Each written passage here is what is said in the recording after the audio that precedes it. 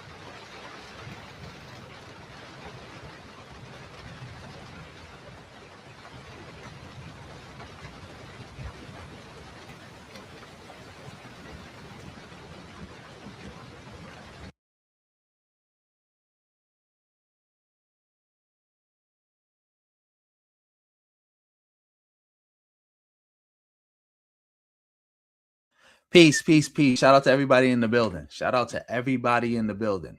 Family, make sure you hitting that like button. Make sure you sharing the stream. Make sure you doing all that good stuff. We're about to get started right now. Salute to Visionary in the building. You already know, bro. RBG, BYB. Shout out to my first moderator in the building, Justin March. And he just gifted people 5 memberships. Family, if Justin March has gifted you a membership, make sure you thank him. Make sure you thank him. Make sure you thank him. I see Shonda No Rhymes. She thanked them. That's right. Salute. Shout out. Excuse me. Shout out to Benevolence in the building. Benevolence in the building. Yeah, we about to get started. Shout out to RS7, RV in the building with the fire emojis. Family, you already know how to support. If you ain't got no money, support with the fire emojis. Support with a thumbs up. Support by hitting that reaction heart. Support.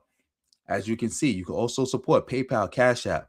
I got Venmo now too. Yeah, I take it all. Whole lot of ones beat a whole lot of nuns any day of the week. Yeah, let's get into this. Let's start, because again, I said I was going to start earlier, and look what time I'm starting. Damn near 11 o'clock. But yeah, we got to start off with some bad news. I don't know if people heard about this story, but this is where we're going to start. This is where we starting. A shattered window and bullet hole in the windshield. The aftermath of a deadly police shooting in Senatobia, Mississippi that resulted in the death of 1-year-old Kohen Wiley. The shooting sparking outrage. I'm more angry because the situation that took place really was unnecessary. What I'm hearing from what happened, it was unnecessary.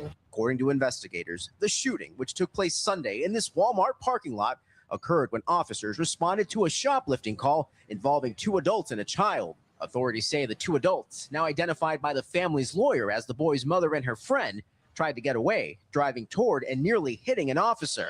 Another officer then firing at the car. In this video, officers can be seen running. One witness telling a local reporter of the 2 adults.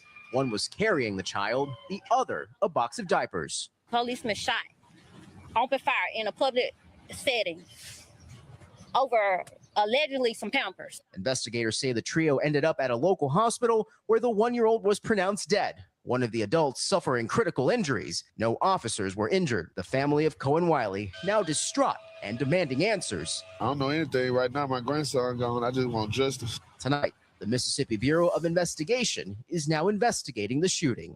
George. Yeah, as you heard, Kohen Wiley, the young brother, not even young baby, 1 year old, dead because police shooting into a car. See, this is another thing. Again, this is about the issue about the South and all these other places where they got all these lax gun laws and lax uses around guns, where there's no justification to shoot into a car because somebody said somebody stole Pampers from Walmart. See, this is the game. When you create these laws where you can just kill anybody for anything, and then when somebody actually goes out and kills somebody for no reason or does a shooting that didn't need to happen, now everybody crying. But nobody's taking into account that the law opens the door for this. No cop, nobody should be able to shoot at somebody for allegedly stealing something, especially something like from Walmart, a box of Pampers. Like, they're in a car. You got the license plates. Cars are registered everywhere. You can track down who was in that car and just go get them. There's no need to shoot. There's no need for a high-speed chase. None of that. For a box of Pampers? No matter if it was a TV, PlayStation 5, groceries. There's nothing in Walmart that justified police coming through, guns blazing. There's nothing to justify this. This young brother, this baby is gone because police is shooting into a car over somebody allegedly stole Pampers. And this is common, by the way, where police do this against black people who are accused of stealing. Like, I don't know when stealing became a death penalty, got the death penalty, where it's like, oh, you stole something, so we can chase you and shoot you, gun you down. You pose no threat to us, but we can gun you down and justify it by you stole something. Mind you, white people steal all the time. They would never do this to no white person. You would never have nobody calling no police like it's a like it's a hostage situation or a terrorist attack because somebody allegedly stole a box of Pampers, which from what I understood, they didn't steal the Pampers. They didn't steal them. They didn't steal them. Exactly. You already know RS7, RV. They just not. They're not even reporting on this story. I have not seen nobody report on this story. It's like this is even worse than the story where the white guy came and shut up the place. He didn't kill nobody because at least back then in that story nobody died, and they only reported on that story as a one and done.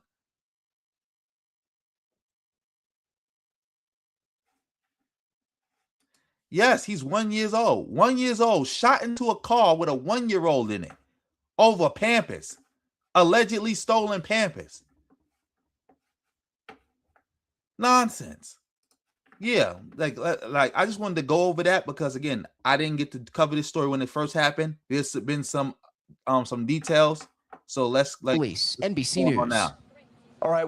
We thank you for watching, and remember, stay updated on breaking news and top stories on the NBC News app or watch. Growing outrage tonight over the death of a 1-year-old at the hands of police.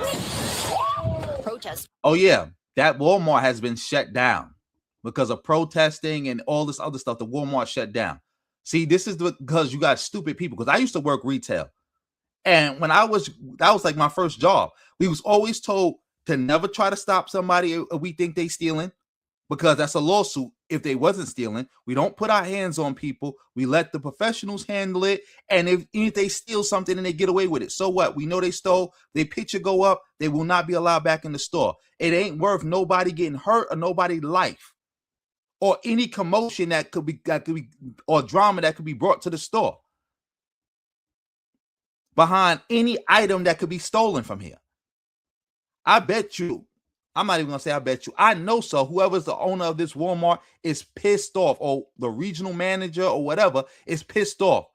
The whole Walmart done off because somebody called the police acting like it's the end of the world because they think somebody stole diapers. A box of diapers.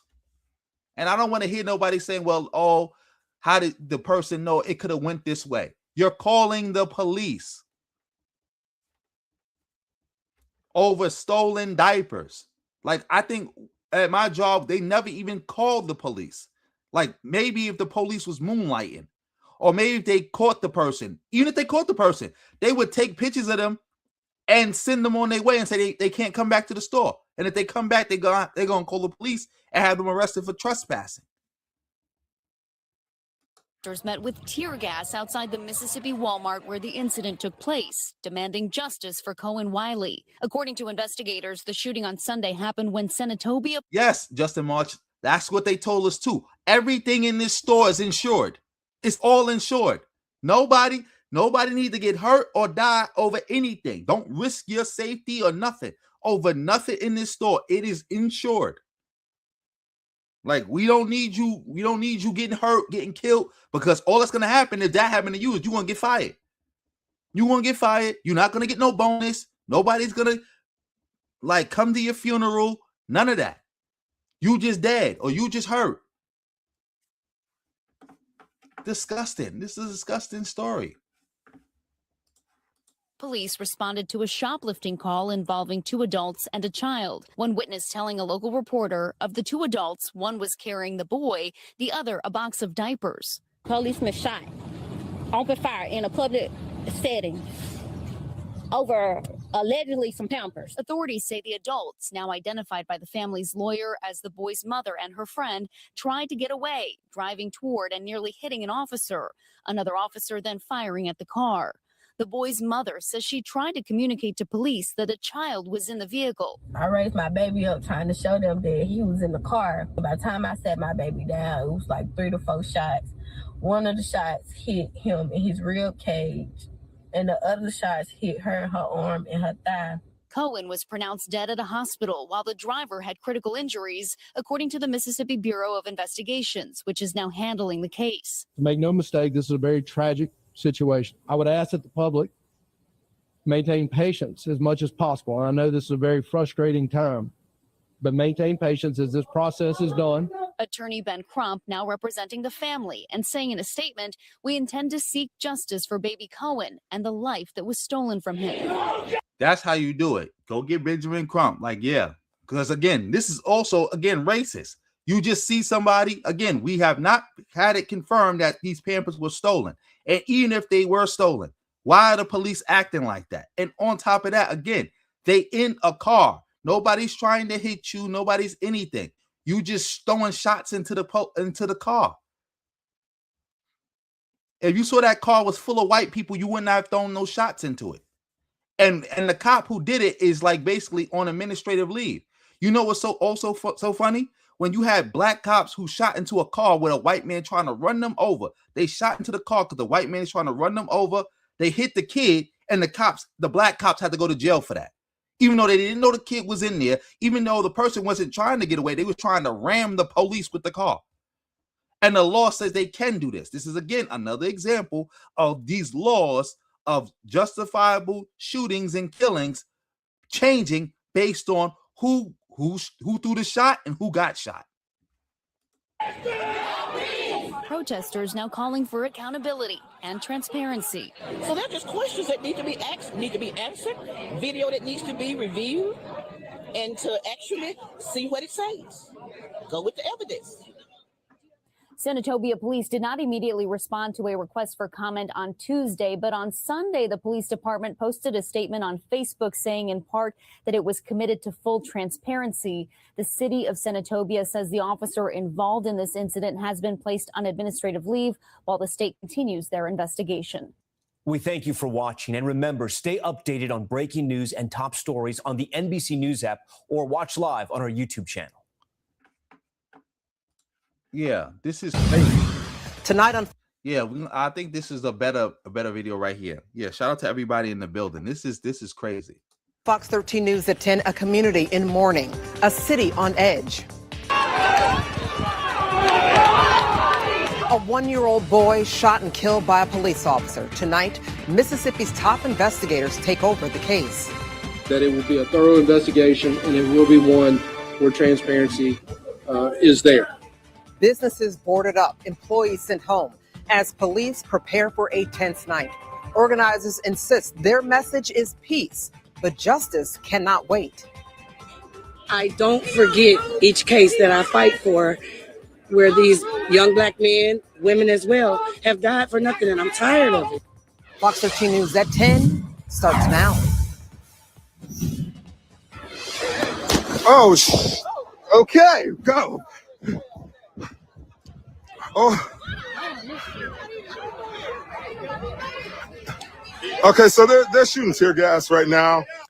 Breaking news out of Senatobia, Mississippi. Protesters, along with our Fox 13 News crew, hit with tear gas during a protest at the Walmart, just 2 days after a baby was shot and killed by a Senatobia police officer. Thank you so much for joining us tonight and sticking with us after the game. I'm Darcy Thomas. Now, the family has identified that baby as one-year-old Kohen Wiley. Baby Kohen died Sunday after a police officer shot into the car he was in. Senatobia police say an officer shot into the car of suspected shoplifters that were driving toward the officers. National Civil Rights Attorney Ben Crump is representing the family. In a statement, Attorney Crump said, quote, Kohen Wiley was a baby. His mother, who has not been charged with any crime, says she was trying to communicate to officers that there was a baby in the car. Now, we intend to seek justice for baby Kohen and the life that was stolen from him. Today's protest started peacefully on Senatobia's Main Street, but ended in a cloud of tear gas at the Walmart where that shooting also took place. Fox 13's Rob Sneed joins us live in Senatobia tonight. Rob, just to be clear, you were also hit with that tear gas today. Standing right there in the crowd tonight, Darcy. It happened just after 7 o'clock. The folks that got here, it wasn't anything out of control initially, nothing crazy. And maybe one or two people threw a couple of water bottles, but it wasn't anything that was violent or out of control. Then all of a sudden, within 5 minutes of being here, an officer shot some tear gas. Actually, yep. See, police still overreacting. This is disgusting. You're right, Justin March. The police want a riot. That's what they want, because it makes no sense. Why are you shooting at people who are protesting? It makes no sense. Like, this is crazy. They want a riot. We rolled it on the ground. We heard that initial explosion, and you saw in the video, we ran.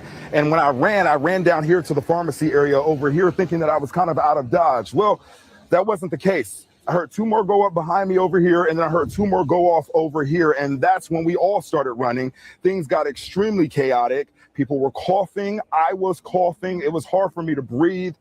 I even started feeling nauseous. I saw people having a hard time trying to see. I actually had to try to help guide a gentleman to his vehicle while I'm trying to get to mine. And it was certainly chaotic. It was scary for a lot of people. I saw folks out here crying as well.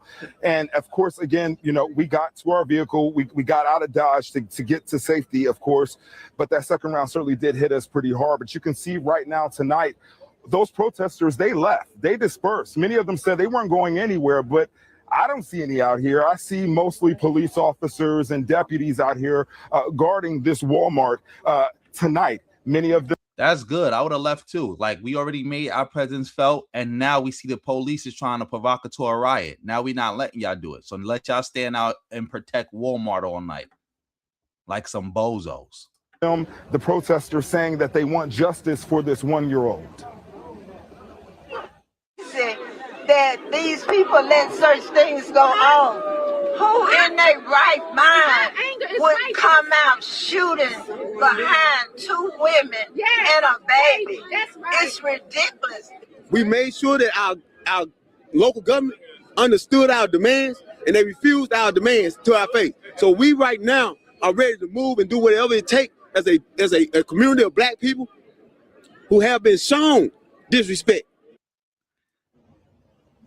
And you could hear that frustration and that disappointment out of Cohen's great grandmother, rather, and a community leaders this tonight. Now, Cohen's death is hurting this community deeply, as you just saw. Many other people say that they still have questions about how and why did this happen. And while some online have blamed the child's mother, others in the community blame the police. Around 5 Tuesday evening, community leaders and leaders gathered outside the city hall, and tensions escalated outside of City Hall while city leaders met inside. Now, at tonight's mayor and board of aldermen meeting, it was decided that the officer involved in this shooting be placed on administrative leave. Again, they placed that officer on administrative leave. The announcement drew applause from some in the crowd, but many still feel they need more answers. Meanwhile, Mississippi Department of Public Safety Commissioner Sean Tind. Somebody just sent me something on Cash App. Put in the comment if you want to be known. If you don't want to be known, I won't say your name, but thank you for sending me that. Much appreciated. Much appreciated. And yeah, this is crazy. The cop is put on administrative leave, and they're going to try to justify it by saying, well, the car was moving. Well, it is a police can shoot into a car or whatever they're going to say. Disgusting. They'll ask the community for patience as the investigation continues. He said he could not provide an exact timeline for when additional information or police video will be released, but he promised that the investigation will be transparent. Understand that our goal is to ultimately be transparent in our investigation so that everybody can take a look at that. And if the wrong conclusions ultimately reached, then those decisions will be looked at and reviewed and scrutinized by the public. And that's how transparency creates accountability. Again, tonight at 10:18 here at this Walmart on 51. No protesters out here tonight. No demonstrators out here tonight. All you see are first responders and law enforcement out here tonight. Of course, all of this still under investigation. I was told by one of the protesters that they plan to be back out here again at 6 o'clock in the morning, continuing to fight for justice for that little boy who lost his life way too soon. Darcy. That is. Yes. We're gonna follow this story. Family. I send prayers out to his family, and the mercy of God that passes all understanding be with that family. But family, I also want to show you this. This is the story I'm talking about right here. Right here. I think this is it. Chris Few was in his SUV with his 6-year-old son Jeremy Martis around 9:30 p.m. last Tuesday when 2 Marksville police officers tried to pull him over. Officers Derek Stafford and Norris Greenhouse initially said they were attempting to serve a warrant on Few when a chase ensued. Turns out there was no warrant. After reaching a dead end, the officers claimed that Few tried to reverse his vehicle and ran one of the police cars, although the damage was minor. Investigators found evidence of at least 18 rounds fired from the 2 officers' weapons. Few remains in critical condition after being shot twice, while coroners said that the boy was shot 5 times in the head and chest. As y'all saw that was tragic, but the father was not pulling over for the police, and he tried to ram the police. Now let's look at the aftermath of that. A police officer sentenced to 40 years in prison in the death of a 6-year-old boy with autism. Jeremy Martis was shot and killed in his father's car after a high-speed police chase. Several officers had converged on the scene, and their body cam video played a major role in this. ABC's Lindsay Davis with that video. Louisiana's police chief called this video the most disturbing thing he'd ever seen. And tonight, former Deputy Marshal Derek Stafford is paying for it. An audible gasp was heard in the courtroom as the judge handed down that 40-year prison sentence to Stafford for fatally shooting 6-year-old Jeremy Martis and wounding his unarmed father, Christopher Few. I never saw a kid in the courtroom. This body cam footage from the 2015 incident in Louisiana was the most damning evidence in the case against the 33-year-old, one of the 2 deputies accused in the shooting. The first grader, who had autism, was with his father when the SUV they were in was shot at 18 times by officers.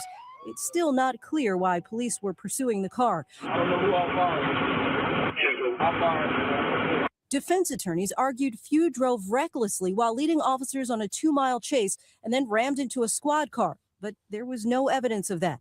Stafford says he fired to protect his partner. Stafford's. Mind you, there was evidence of that. There was evidence. Like, you see how they, first of all, you see how they framed this about talking about the little boy had autism to try to make people sad and more sad about the situation. The father took them on a 2 miles. For 2 miles, the father was riding, running from the police. Then he got cornered, and then he still was driving the car. As you can see in the footage, he's still driving the car, and he did hit the police car. Because as you heard from the other thing I played, there was damage on the police car, but even they tried to downplay it and say, "Well, it wasn't that bad. There was a little damage. It was a little dent, like a car. Like again, this is a car." Shout out to Miss C Payne for the 1999. Much appreciated. Thank you. But as you saw, and they gave the cop 40 years for that. 40 years for that. Exactly. Why didn't he comply? Why are you still trying to drive away? Like what's going on? They get a cop 40 years for that. 40 years for that. You're right, President Jafar. Amber Geiger killed the man in his own house. Got 10 years for that. These is police officers chasing this man down because he was driving erratically. Then he tried to run the cops over, hit their car, and then he's somehow the victim because the police shot into the car as he trying to run them over. They was arrested immediately and they was convicted immediately. And they got a heavy sentence, 40 years. 40 years. 40 years. That's insane. Exactly, Lorenzo. Exactly. That's why I said these laws that allow the police, allow everybody else to just shoot with impunity. And then somehow when the black person is the one shooting and the victims happen to be white, now suddenly the laws don't exist anymore. Now we talking about something else about whether they should have actually did it. Shout out to you for the fire emojis. Shout out to Miss C. Payne for becoming the newest member of the channel. Family, if you want to support the channel, you just hit that join button. It's right there. Thank you. Thank you, thank you, thank you. But yeah, this is ridiculous. This is ridiculous. Like, yeah, let's keep it going. Former partner Norris Greenhouse Jr., the other officer allegedly involved in this shooting, heads to trial in June. Look at that. 40 years.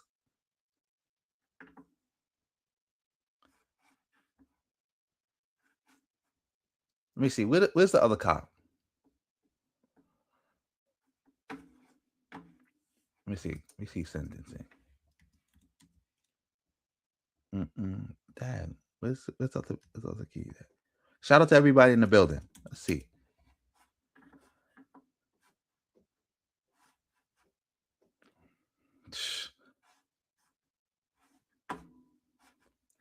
Matter of fact, let's watch the case because we know they both got like 40 years. Investigators are searching for new clues this morning in the attack that killed 2 Americans in Jordan. A United States official says the shooting near Amman, he was shot dead.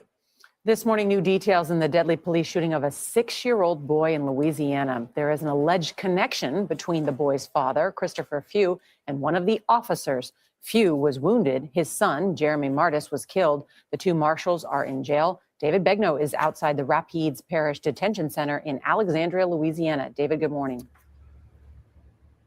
Nora, good morning. Those deputy marshals have been transported here to Alexandria, where they are being held in isolation for their own safety. This morning, we are learning more about their law enforcement histories, including lawsuits that allege police brutality by the deputy marshals. This morning, it has been nearly a week since that shooting happened in Marksville, and state investigators still don't think they've gotten an honest answer from those deputy marshals as to why they opened fire.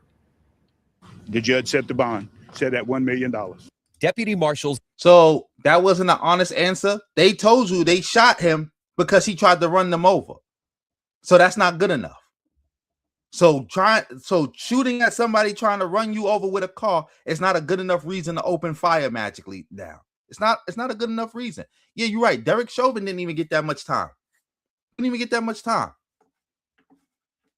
Didn't even get that much time. I'm trying to see how much time the other guy got, because I know one got 40, but yeah. Derek Stafford and Norris Greenhouse Jr. are charged with second-degree murder and attempted second-degree murder. This nearly a week after 6-year-old Jeremy Martis was shot and killed in his father's SUV following a police chase. Martis, a boy with autism, died buckled into the passenger seat as he sat next to his father, Christopher Few. State investigators are still trying to figure out why the deputy marshals would open fire on Christopher Few, who was unarmed. Last week, Megan Dixon, who claims to be Few's fiance, told us she argued with him the night of the shooting. She also said Few knew at least one of those deputies. Mind you, they talking about he unarmed. Now a car is not a deadly weapon. Somebody took a police on a police chase, got cornered, and then tried to use the car to get away and tried to ram one of the cops. But magically, why you shoot him? He was unarmed. How was they supposed to know that? He's in a car running from them. And then now he's in a car trying to run them over. How was they supposed to know? How was they supposed to know? Now people care about cops, whether somebody was unarmed or not. It was Norris Greenhouse in the U.S. Marshal Corps. He knows Chris. He don't like Chris. Stafford and Greenhouse were named in a civil lawsuit, claiming they used excessive force in a 2013 arrest, along with 4 other Marksville police officers. The case is still pending. Latasha Murray says she knows the Few family, and the incident is troubling. There's just a lot of stuff been swept under the table, and it's sad that an innocent 6-year-old life had to be taken for something to be done about it. Doug Anderson disagrees. He is the Avoyelles Parish Sheriff. There's no dirty business that happens around here. On Monday, Jeremy Martis was buried in Hattiesburg, Mississippi, the city where he spent most of his short life. You don't want to believe it's real. Miranda Sigler became his babysitter when he was 10 months old. I'll always miss him. I don't want to fathom going on without seeing him again. The judge in the case is not happy how much inside information is being reported. So as of yesterday, he has issued a gag order. Nobody involved in the case is set to talk anymore. We can report this morning. Tariq Stafford, the deputy marshal who is sitting in jail right now, he was indicted on rape back in 2011. 2 different rape indictments. But Gail, we can report this morning, both of those indictments and charges were later dropped. Mind you, these cops was terrorizing the black community because all these cases of excessive force, rape, and all this was against black people.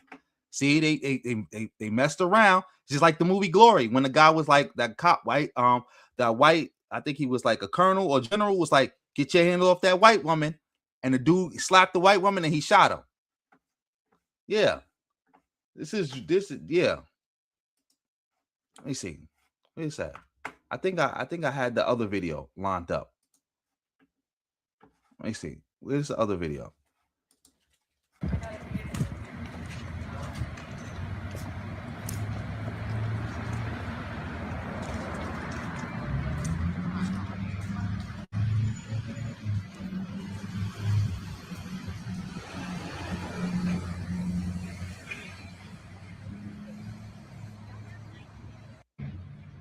All right, I don't think they talking this one, but the other cop pled guilty and got a plea deal of 7.5 years, while the other cop who took it to trial got 40 years.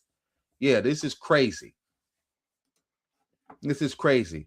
But speaking of people taking it to the trial and getting all this crazy time, let's switch gears. Let's switch gears for a minute. For all you who don't know, Chud the Builder, the bozo, just got his bail revoked. No, his matter of fact, I don't even remember what happened. Let's just get into this. Shout out to everybody in the building. This boy is cooked. Oh my goodness. So let me just say one time for those of you in the back. This boy's cooked. He's deep fried. It's game over. It's donezo. I want you to understand this ignorant, what's his name? Chud the Builder, Eaton Dartley. I don't even know what his name is. Anyways, this white ignorant threw away his whole life. For what, fam? For what? Can someone tell me? For what? Likes? Clicks? His streams weren't pulling numbers like that. I know. I looked at the stream. They weren't pulling numbers like that. Bro, do you understand the clippers of his channel were making more than he was on the channel? I want you to put that in perspective, fam. Damn. He And rightfully so. Rightfully so. He's a bozo. He's a bozo. Everything that's happening to him is happening to him. That's good. Shout out to One Ready to Go. Thank you for sending the jewels. Thank you. Thank you. Thank you. Thank you for sending the jewels. You already know. Salute. You already know. Chud the Bottom. Bozo. He dedicated his whole life to try and prove black people are some type of animal and we're a bunch of savages. And all during this time, he proved the opposite, bruh. That the only savage and the only animal is exactly what black people have been telling you. It's you. He's out of line, but he's right. The only monsters on this planet are you. That's it. That's the crazy part. Everyone else could live peacefully if it wasn't for you ignorance, bruh. If it wasn't for you lineage of evil. Bro, he threw away his life. He threw away his job. He threw away his freedom. He's been incarcerated. His child, your son. Bro, you couldn't stop chimping out for your son, you got a little baby boy, your wife, your family. He's on live streams breaking down because his family, won't even talk to him. Yeah, Chud was a special type of stupid. There was no need to actually he could have did this forever. He could have did this basically forever. But because he wanted to actually kill a black person that bad, he crashed himself out. Because he's that stupid. No, matter of fact, I don't even think he's that stupid. I think he's that hateful. He's that hateful. He's that hateful. For what, bro? I keep on trying to tell you racists out there that an obsession with black people is only going to lead to your death and destruction. As the scripture says, you come here to kill, steal, and destroy. But everything you mean for evil, God will turn around and change it for good. That's what y'all don't understand. That's why you demon-possessed mongrels, it hasn't computed yet. bro, just let it go. I don't know what to tell you, but look, how did it help Charlie Kirk, huh? How did per capita help Charlie Kirk? It didn't. All them charts you have, well, actually, domestic violence, well, actually, when it comes to homicides, all those charts didn't help Charlie Kirk. Ask him. Charlie, did it help you? Yeah, he said no. All right, you heard it here live. You can ask Chud the Builder. Ask him all the stats, all your charts, right? All your little memes. Is it helping you now? No, it's not. He's cooked. He's deep fried. And the reason Justin Marchu is 110% right. But that's just the case with all races. Race, again, white supremacy is not about building white people up. It's about hating on black people. That's why white supremacists will gladly vote for somebody like Donald Trump, who is making their lives miserable. But as long as he's doing racist stuff to people of color, especially black people, they all cool with it. They are all cool with it. They don't care. They don't care. I don't know how many times throughout the years we had smart people put it different ways. Like, I forgot what's the brother name who talked about you could only hold a man down in the mud if you get down and roll in the mud with him. How LBJ said what he said about how white people, you can pick a white person's pocket if you just convince the lowest white person they better than the highest black person. You don't even got to pick their pocket. They'll just turn it inside out and give it to you. They hate us so much. That's why I always say it's more than hate. This ain't hate. This is more than hate. For no reason. For no reason. Why? I can tell you without a shadow of a doubt that this man is cooked, deep fried. It's because of his attorney. I don't know where he got this attorney. This may be a public defender. He may have gotten his degree out of a Cracker Jack box. I don't know, but it's not looking good. There is a clip of him whispering to his attorney, and the attorney, he gets shot. He's like, ugh. And anytime, listen, no matter what is going on. Recollect, I'm putting you on what you call it. I'm timing you out because you said you're trying to justify FBA weakness. Nobody knew he was going to crash himself out like that. The FBA didn't know, because if they knew, they wouldn't have been crying about him like the way they was. Let's be clear. FBA was sitting around crying about Chud the Builder, crying real tears, crying about what he was doing. It wasn't nobody saying, fall back, he gonna crash himself out. In fact, before Chud the Builder blew up, they was talking about how the stuff that Chud the Builder was doing, that only happened in Europe. That only happened in Africa, because white people know better than to do that to FBA. They know better. So white people were supposed to know better. And then when Chud the Builder popped up, they started crying about what the Democrats going to do about it. Why the Democrats ain't doing nothing about it. So no, you're not going to hide behind the fact that he crashed himself out, because there's plenty of other white people who going to come behind him who not going to crash themselves out. Like right now, you got Nick Fuentes. He ain't crashed himself out. What y'all doing about that? And others. Last thing you want your attorney to do is to raise his eyes. Is to raise his eyes and shine like, oh man, you going to jail, bro. I don't want to break it to you, but you going to jail. Shout out to Carlette in the building. You already know. Like, this is it's just ridiculous. It's demonic. It's demonic. Yeah, no, he had a job at first. He lost his job doing this nonsense. And YouTube wasn't even his job. He was on Kick. He was doing Kick. But he was like, again, he wasn't even monetizing himself right. And again, he crashed himself out. You shot this brother for no reason. You can't even attempt to claim self-defense. You did it on the court, in the court, outside the courthouse. You shot this brother for no reason. Completely crashed himself out.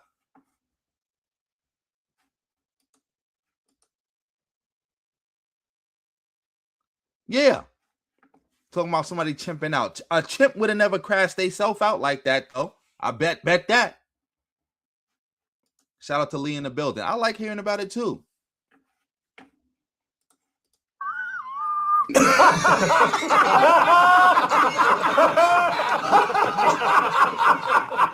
His attorney looks like he's fighting a losing case. Like he knows it's a losing case, but he doesn't want to relay it, to Chud. And bruh, it gets worse because he's talking to this officer on the stand, right?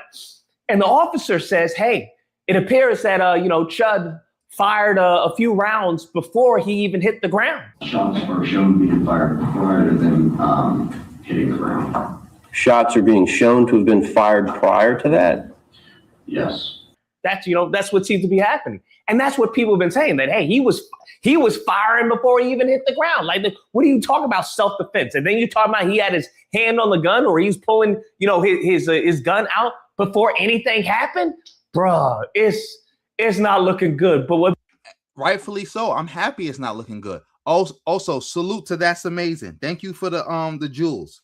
Make sure you comment so I can make sure I remember you that you sent the jewels. Make sure you comment. That's amazing. Thank you again for the jewels. Family, make sure you supporting the stream any way you can. PayPal, Cash App, super thanks, gifts. Joining the channel, whole lot of ones, be the whole lot of nuns. I take it all. Support with an emoji, fire emoji. Makes this even better. What delicioso is the attorney was like, what, and how do you know that? And I'm thinking to myself, what type of Timu attorney ask law for? How do you know that? Pimpin', it's your job to know how he knows that. What are you talking about? Why are you asking him for answers you should already know? This is night and day when it comes to like, I don't know, law 101, to like a good attorney. You don't ask questions that you don't know the answers to. So the officer, you want to know what the officer says? Well, according to the courthouse TV, right, the courthouse recording, that it appears that a casing came out, right, and ricocheted prior to Chud hitting the ground. And how do we know that? I can see, or in the courthouse video, it shows the casing ejecting from the firearm. It also shows the ricochet off the concrete plank. Okay. Prior to them hitting the ground. Well, I guess you're fucked. And the attorney's like, yeah, Chud, you're done. That's why I said I was starting to believe people when I said, like, when they was like, oh, Chud is a psyop to start a race war. He gotta be. Like you can't be this stupid. You gotta be some type of psyop, some type of MK Ultra. It's like, it's no way you did this with your right mind. Shout out to Lorenzo in the building again. But yeah, FBA is not pushing that. Like I talked about that yesterday. They not pushing this story about the white man who tried to massacre that black family. They not pushing it. They talked about it once and then moved on. But they talking about quote unquote tethers every 2 seconds. So he wasn't shot before that though, right? And the officer's like, it appears so. So Mr. Fox hadn't been hit at that point, correct? If you're seeing a ricochet in one casing.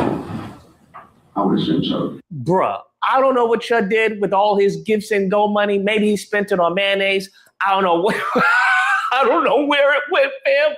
I don't know where it went. Show me the money! Okay, because I pray to God this is a public defender. I pray that he did not spend his money on this attorney, all right? Because he is donezo, right? He is donezo. They got him not on attempted murder. And the reason why, because I love it when all these people just say idiotic. Oh yeah. I hope it's a legal aid too. Thank you. Remember the Paula Waller. Hope I'm saying your name right. I'm saying it right. It's the Paula Waller, right? Wallers. I hope I'm saying it right. But yeah, you're right, Justin March. They too busy. Let me see. They too busy complaining about black British actors. Things. Because he had, what was it, Ahmoud Fadul or whatever, the Sudanese guy who was talking about, oh yeah, they're not going to use his post against him. They're not going to use his post against him. I'm like, bruh. Wrong-o. Anyone with an IQ above room temperature will tell you that is literally almost the first thing they go to. They go and scrub the internet for anything you have said, anything that can be incriminating or can benefit their case. That's the first thing they do, bruh. Some of y'all just talk out of your mouth. Sure enough, the judge give the reason why he's declining. Oh, it's like holla. Okay. So Pala Walla. Remember the Pala Walla. Hopefully I got it right. Remember the Pala Walla. letting Chud free because of violent posts. The judge denied Etherly's release today, citing violent posts he's made on social media. It was at this moment that he knew he fucked up. I guess talking about getting black people, I don't know. I guess that doesn't look too favorable, for you trying to talk about, well, I'm a peaceful person. I don't know. I guess maybe that's not the smartest thing to do. I just call me crazy, but it seems that all of your words that he said are now being used against him. And then leaving on a bill, bruh, you really dined and dashed? Is that really, man, you are full ignorant, bro. You are full ignorant. All the stereotypes they have for black people are really it's just a white ignorant. that's all it is. Really, they're trying. Yep. This whole situation stemmed from the fact that he didn't pay a bill. He tried to dine and dash. Something that if a black person did, he'd be like, oh, look at the black people. They chimping out. This is why we don't want these type of people around. Yada, yada, yada, yada, yada. That's why he got jammed up. And then he did something not only did he dine and dash, he did something even stupider. Again, shooting a black man for no reason outside of a courthouse that has cameras everywhere. So yeah, I got it. So it's not holla, it's pala wala. All right, pala walas. I got it.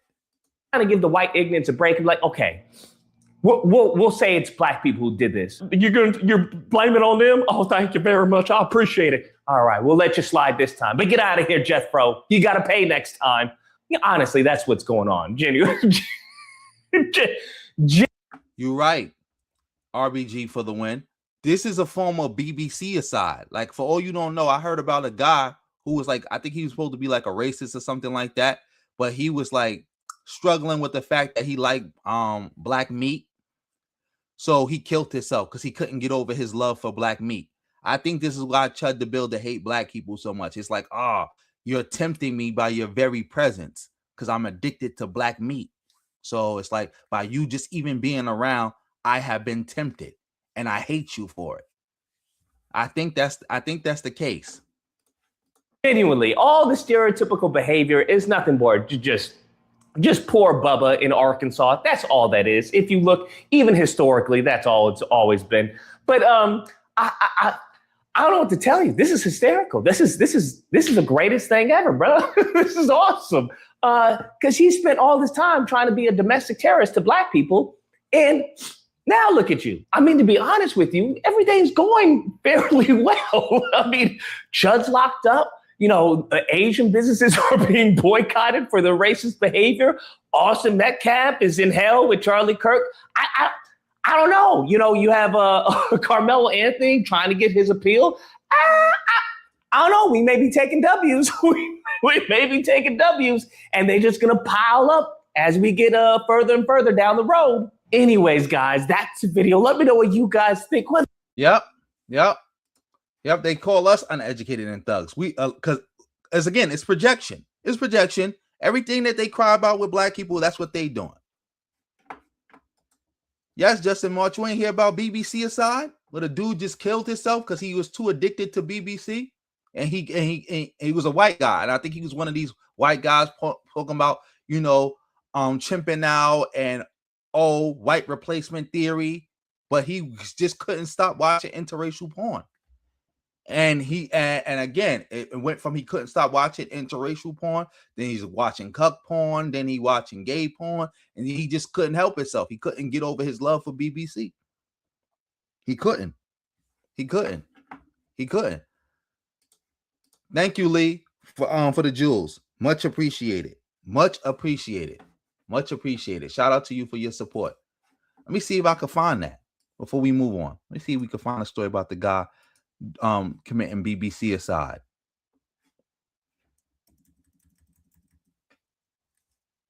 See if I can find that story. Shout out to everybody in the building. I gotta look for it off screen because you never know where to pop up.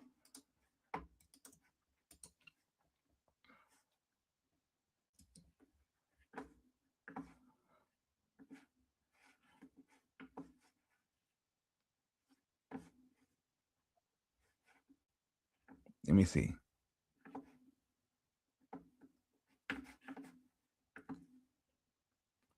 Yep, I think I found it, but I gotta be careful though.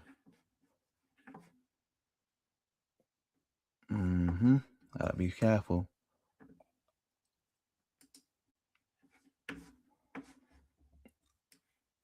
Oh, yeah, I think I found it right here. But we have to be careful how we show this.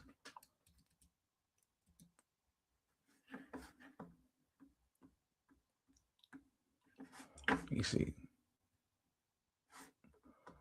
Oh, we got to do this another time because I'm not gonna be able to do that now. Shout out to everybody in the building. Yeah, we're not gonna hold y'all up. But speaking of bozos, definitely content warning. Definitely content warning. We're not gonna go into the BBC aside, but yeah, definitely content warning. But yeah, speaking of bozos, for all you who don't know, the Obamas have been under attack. They've been under attack. But while they attack, we keep moving forward. We not worried about that. We building, we going forward. But Tariq is butthurt because the Obamas got their portrait done, and Obama's opening his presidential library on Juneteenth. And his presidential library was designed by a Nigerian. So Tariq, he's so filled with hate. He gotta attack this. He gotta attack the Obamas, and he gotta go attack that. But matter of fact, let's let Tariq speak for himself. All right. Right. Glad to have everybody tuned. First thing I want to talk about is your boy, Barack Obama. We got to talk about your boy, Barack Obama. Barack Obama put up a very interesting tweet, and I retweeted it. Obama put up this tweet, ladies and gentlemen. Let me read Obama's tweet. Hold on, where is it? Okay, where is it? Here it is. Obama's tweet was, "It was great joining Njideka Akunyi Crosby, a gifted Nigerian-born, Los Angeles-based artist, to unveil our first portrait together. This piece reflects so many chapters of Michelle and my story. And we're thrilled that it'll be on display in the Hope and Change lobby at the Obama Presidential Center coming this Juneteenth." Yes. Also, it was a Nigerian sister who did the portrait. So now Tariq is booty hurt about it, but yeah, let's keep it going. Wait, am I getting that wrong? Was it? I know it was a Nigerian sister who did the portrait, but I think it was also a Nigerian who designed his library. Or am I confusing that with the Nigerian brother who designed Martin Luther King's thing and monument in Washington, D.C.? Yeah, let's just keep going. I'll figure it out. Can we unpack that, family? Let's unpack that. And people are wondering, why do people have an issue with that? There's a few things. There's a few reasons why people have an issue with that. With Obama, the head tether in charge. Tether's a slur, by the way. Tether is a slur. Well, there's a reason why. Now, notice in that, the delineation. That's number one. See, there's a hypocrisy of acceptable delineation. Barack Obama explicitly delineated that artist, that Miss Crosby lady, highlighting her as a Nigerian-born person who's Nigerian. Okay. Now, when immigrants and non-FBAs delineate and they specify their heritage, the dominant society, they celebrate it as a cultural pride. But the Minute Foundation of Black Americans, we delineate and protect our specific history and lineage. Y'all start talking that divisive shit and because FBA is a hate cult that comes out of ADOS, which is a white nationalist psyop. That's why. Like, again, if you guys were simply doing this, like, hey, this picture was drawn by Native Black American artists, whoop-de-whoop, or this was created by Native Black American Dr. whoop-de-whoop, nobody would have a problem with that. It's all the extras that people have a problem with. It's all the extras. That's the issue at play. You guys promote hate. You promote Donald Trump. You attack black immigrants. Because again, Obama didn't attack anybody. He's just saluting the sister who's from Nigeria who did the portrait. That's it. He did it no differently if the sister would have been from Mississippi. Been like Mississippi born Sharon Rogers. Sharon Rogers did the portrait. And it's gonna go in my library for Juneteenth. Xenophobic and a hate group and all that stuff. So that weird double standard designed to keep foundational Black Americans at the bottom while allowing everybody else to claim their distinct identity, that's going to always be problematic at this point. Also, not only did they delineate this woman and then specify her Nigerian ancestry, they co-opted. Exactly. Nothing. They have not spoke about how Michelle Obama has been being attacked. So what you want to say about Michelle Obama? She's from Chicago. I think her family's from Alabama. Y'all don't defend her at all. Don't defend her at all. At all. A foundational Black American milestone. Juneteenth has. He just called June. This is why it's hard to listen to him. Because you got to decipher him. Because he just called Juneteenth a milestone. It's a holiday. Like, what do you mean by milestone, Tariq? Absolutely nothing. And I don't want nobody saying, well, technically speaking, you can use it as you could use the term as a milestone. I don't know. Don't even come here with that. To do with Nigerian history, immigration, or the broader African diaspora. It has nothing to do with it. This is a holiday about the emancipation of enslaved foundational Black Americans in Texas. So using Juneteenth to praise a Nigerian-born artist, that's a strategic pivot to dilute the holiday's true meaning. This guy's so stupid. One, Juneteenth is a Texas holiday, a Black Texas holiday. It's supposed to be celebrated by Black people in Texas. This is their holiday. So anybody else celebrating Juneteenth is by definition a dilution of it, because everybody else got their own version of Juneteenth. I know y'all don't know what Juneteenth stands for anyway, because y'all think Juneteenth is when slavery ended, which it wasn't. That was the day that the Union General, I forgot his name, rode into Galveston, Texas, and read the Emancipation Proclamation. So it's really, even if you want to really be technical, it's a Galveston, Texas holiday, Black holiday. But we all celebrate it because like you said, it's a milestone, celebrating our freedom. I guess, going by your logic, let's let you keep talking. You want to decenter the host population who actually created it. See, Obama's part of that buffer class agenda. You said it got expanded. Doesn't matter. Yeah, it got expanded to the rest of the Black community. You said it got expanded, started getting expanded in the 70s. Well, in the 2020s, it got expanded to all Black people around the world. See how that go? Boom. We made one expansion. Now we made a second expansion. Here we go. Ladies and gentlemen. See, the dominant society, they elevate these non-FBAs into positions of high visibility to act as a buffer class. See, that provides the illusion of Black progress without ever having to address specific grievances and the basically historic roadblocks that we had to overcome as foundational Black Americans and the restitution owed to foundational Black Americans. See, they do that whole hope and change bait and switch shit.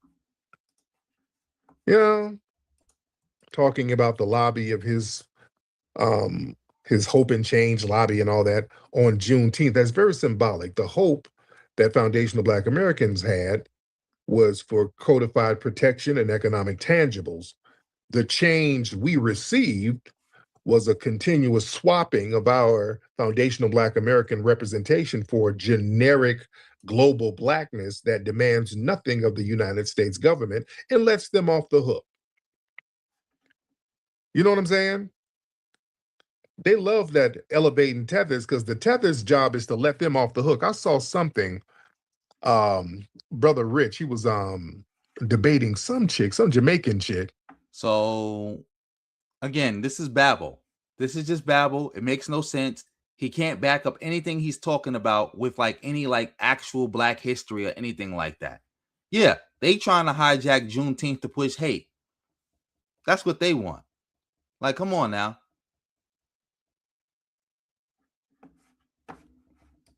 You said, why did it expand? Maybe it expanded for the same reason it expanded the first time. You ever thought about that?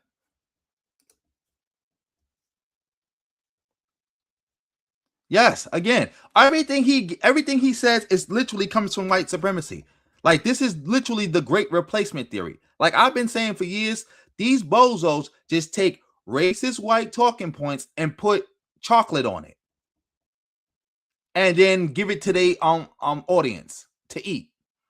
Eat it up. It's slop. It's slop. Like, it's just slop. Let me see.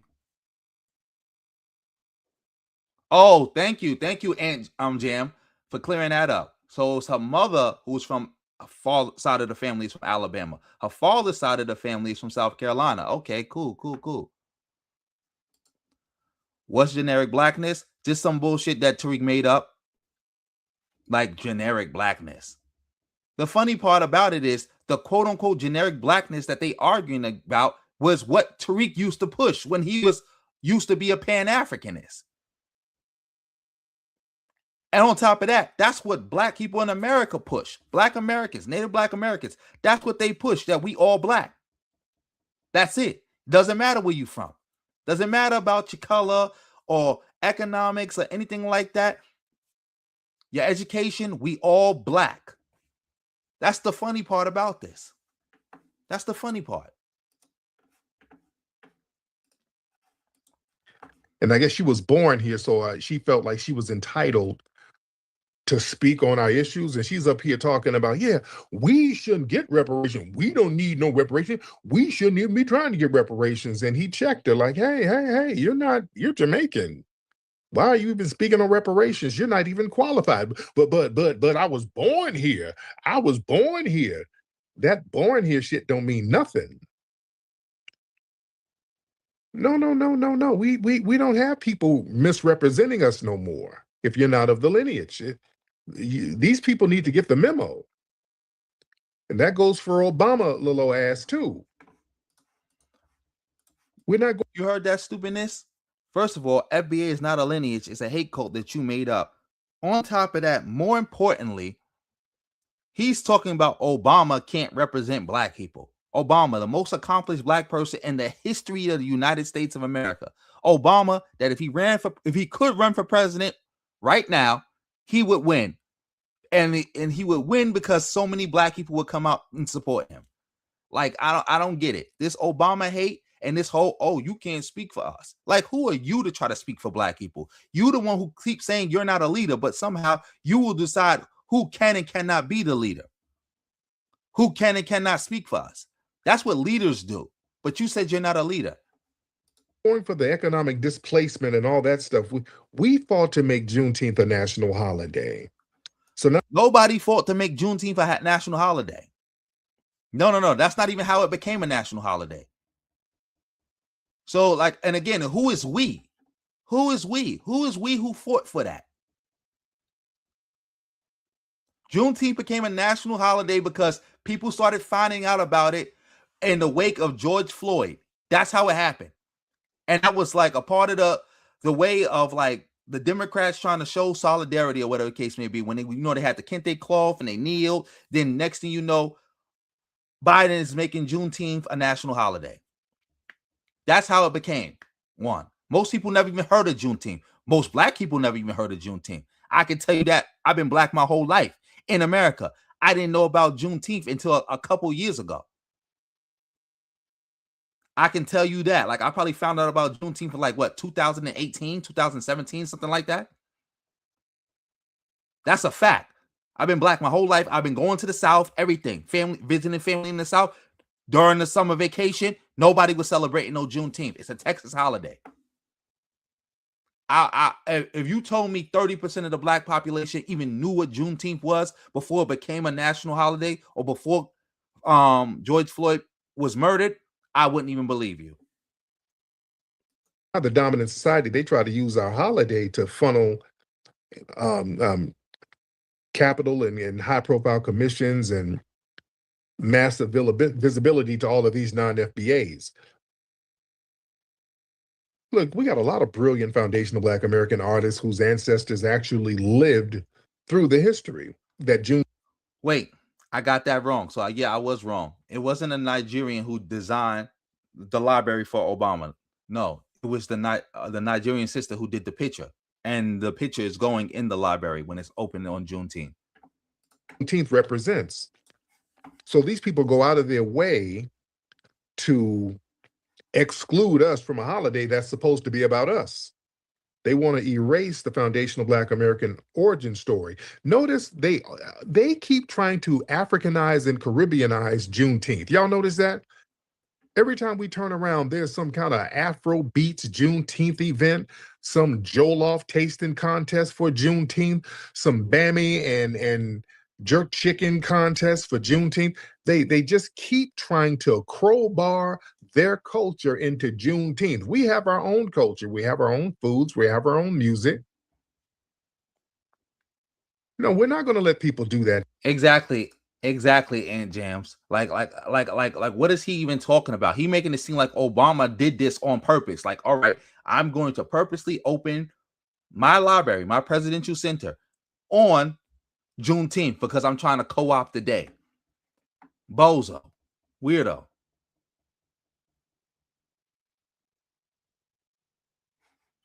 Yeah, like I said, like a bunch of us. Like I'm seeing people saying that they never heard of it. They heard about it. Some people saying they were celebrating it for a long time. But yeah, like I said, like most black people never heard of it, let alone celebrated it. So again, I don't understand what's the issue. I don't. You're right. Tariq lives in a fantasy world. He's just making stuff up. He's just making stuff up. Shout out to Benevolent for the fire emoji. Family, if you can't support the stream monetarily, you can support with a fire emoji. You can support with, hitting that reaction heart. Support with just a comment. Support by hitting the like button. It is cringe. It is cringe. His whole stick is cringe. It's cringe. Shit. These people tried to Africanize and Caribbeanize Juneteenth, so they want to rewrite the foundational Black American origin story. See, what they want to do, they want to replace the specific narrative of surviving American slavery and building this nation from the ground up with a generic immigrant success narrative. See, again, this allows them to bypass the historic crimes committed specifically against us on this soil. Damn that. Damn that, ladies and gentlemen. And then they want to weaponize the immigrant narrative. Talking about a gifted Nigerian-born artist on a foundational Black American holiday. That's a slick way to push that model. This is not about, again, this is a portrait that was going to get painted regardless. Let's say, for example, the Obama Center did not open up on Juneteenth. This still was going to get painted. This still was going to go in there. This ain't got nothing to do with Juneteenth. It just so happened that they decided to open it on Juneteenth. This is not about co-opting Juneteenth. Minority myth against foundational Black Americans. Remember, Obama's a tether himself who didn't do a damn thing for us. And he's always rolled out the carpet for his fellow immigrants. So you want to project the narrative that success is simply about talent and hard work, and you ignore the systemic and multi-generational wealth extraction that was targeted against foundational Black Americans. And then these people get into this Pan-African illusion, which is a tool of erasure, ladies and gentlemen. See, they use the illusion of Pan-Africanism only when it benefits them. They group all. All right, now Tariq is lying again, as usual. Like, Again, this is not an illusion. This is Obama right now. Like how is this an illusion? He's literally Obama, first black president. He married Michelle Obama, Native Black American woman. He had his kids here, raised here. He got a Nigerian woman to do his family portrait. There's no illusion of all black people working together and getting along and Pan-Africanism. We watching it. It's not an illusion. We seeing it. How many black firsts we had because of Barack Obama? Like, come on now. It's not an illusion. All black people together to celebrate Juneteenth so they can distribute the cultural capital and opportunities to non-FBAs. But when it comes down to tangibles and resources in addressing systematic racism, that collective umbrella, it suddenly disappears and we're left holding the bag. So they want to decenter the creators of the culture. Foundational Black Americans, we are the cultural engine of the globe. We create the holidays, music, the style, the movements, but we see there's a coordinated global effort to extract the value of what we create while they decenter us from the damn narrative. That's not true. In fact, most of this quote-unquote culture that you're talking about is being given away freely. Nobody's stealing anything. People are just giving it away. On top of that, there's not no global conspiracy. This is like there's some mystical cabal of tethers who's working with white supremacists that y'all actually work with to somehow take black credit and give it to tethers. That doesn't even make any sense. Like, come on, Tariq, you got to do better than this. You got to do better. I know you got dealing with a brain dead audience who's just going to take anything you say, but you got to make more sense than this. So we help to make Juneteenth a federal holiday, and they immediately want to put non-FBA faces on the celebration. So that's why there's a need for us to be really codified. We got to codify our lineage. We have to ruthlessly gatekeep our holidays, our culture, our milestones, because people will try to Pan-Africanize everything so they can gentrify it. You see, we got to treat our cultural as everything is already Pan-Africanist. For all you who don't know, Pan-Africanism is simply race consciousness. That's it. That's it. Everything other than that is somebody's plan, somebody's theoretical contribution, somebody's organization. That's everything. And you don't have to be none of that to still be Pan-Africanist. Like everything black people in America has ever done is Pan-Africanist. Because everything we ever did was done with race consciousness. The idea that we are a black race. And anybody who's a part of that black race is our brothers and our sisters. That's it. This is how somebody like Barack Obama could even become president in the first place. He didn't become president because of white people. He became president because of black people. And if black people didn't see him as their people, they wouldn't have supported and voted for him the way they did. Same thing with Kamala Harris. Like, come on now. Same thing with Marcus Garvey. Marcus Garvey is the biggest black organizer in American history. Like, what are we doing here? What are we doing here? Same thing with DJ Kool Herc.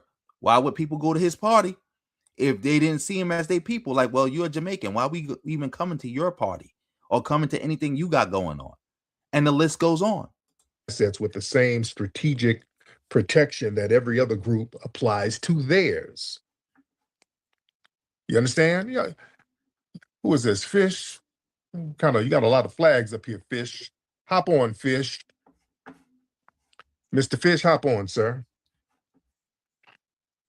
Unmute your microphone, Mr. Fish, since you made a request. Yes, I'm here. Hey, what's going on? Before we get into that, I want to show y'all something real quick. Shout out to everybody in the building. For all you who don't know, like I was saying, every state pretty much has their own version. Like, especially if you're from a state that's a part of the Confederacy, you have your own version of Juneteenth. For Florida, their version is May 20th. Their celebration of Emancipation Day is May 20th. Texas is June 19th. Theirs is May 20th. Like again, this is not something that like, oh, this was some universal black holiday. It was never some universal black holiday. One of the reasons why Juneteenth got as big as it did is for two reasons. The name, because that's a popping name. Because if it was just named June 19th, it wouldn't have blew up. Also, is that Texas was the last stronghold of the Confederacy. So a lot of Confederates was fleeing the Union Army and going into Texas, taking their slaves with them. And when the Civil War ended, those same enslaved Africans went back to wherever they was from. And again, they still got it in their mind, June 19th. Because if you was from Louisiana, Mississippi, Alabama, wherever your slave master took you from, when you went back there, you still had June 19th in your head. Because that's the day when you got free. And again, every state got a day like this. Excuse me, every state that was a part of the Confederacy got a day like this. Every one. That's what's so weird about this. Matter of fact, yeah, let me click this. Let me see. Hello, my name is Fred Hearns, curator of Black History for the Tampa Bay History Center.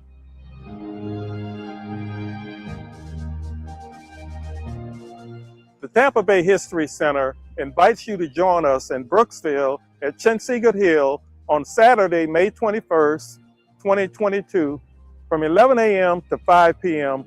for our first annual Florida Emancipation Day celebration. Come on up and meet us on the Hill. We're going to have a lot of history, a lot of food, a lot of music, a lot of fun, tours of our manor here, as well as information about the archaeological dig we're doing on the property. Oh, let me see. Let me see if I can find a different one.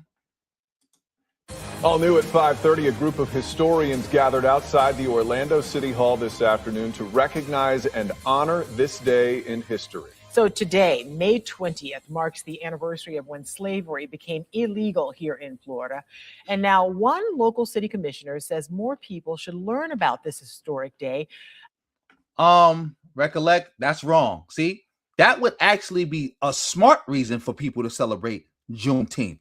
You just made that up. Because again, I was saying that before, but I was listening to see if any of you FBA bozos was ever smart enough to know that.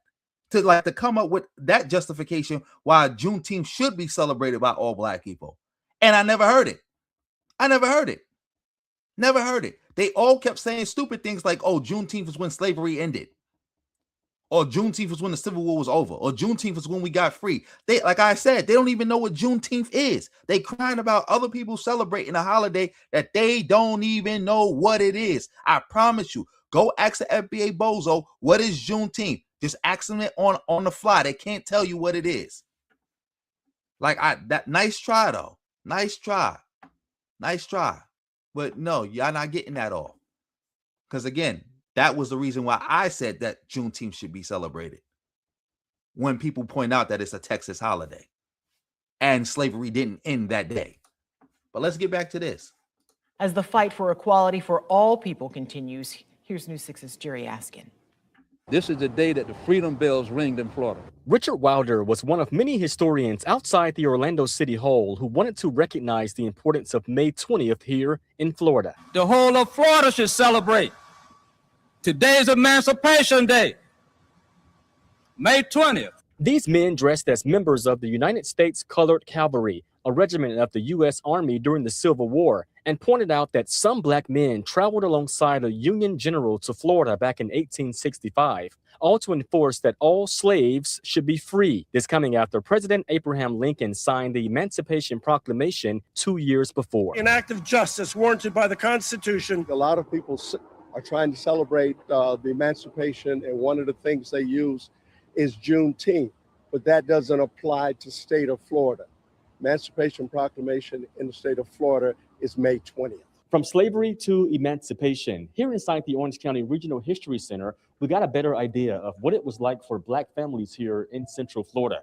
It's history that may not be widely known to some people, but it's also history that many people say more of us should know about. Orlando City Commissioner Bakari Burns helped organize the Emancipation Recognition event. Because we need to be factual when we're teaching our next generation about the history and what has happened here in Florida. What's his name? George Floyd! This all coming after recent protests across Central Florida, and as we approach 1 year after George Floyd was killed next week. I think it's... Yes, that's what, again, like I said, because of George Floyd being killed, a lot of these days were being promoted in a way that they weren't before. The opportunity for us to have these discussions about what does the emancipation truly mean to us, and what do we need to do next. In Orlando, Jerry Askin, Getting Results, News 6. Oh, shout out to McNasty. Today, some cities across Florida are pausing for Shout out to McNasty in the building for being a member of the channel for 2 months. Thank you, bro, for all your support. Thank you, thank you, thank you. Shout out to the Lord of Slaughter for coming through with the 199. Much appreciated. Whole lot of ones beat a whole lot of nuns. You helped me get one step closer to my goal.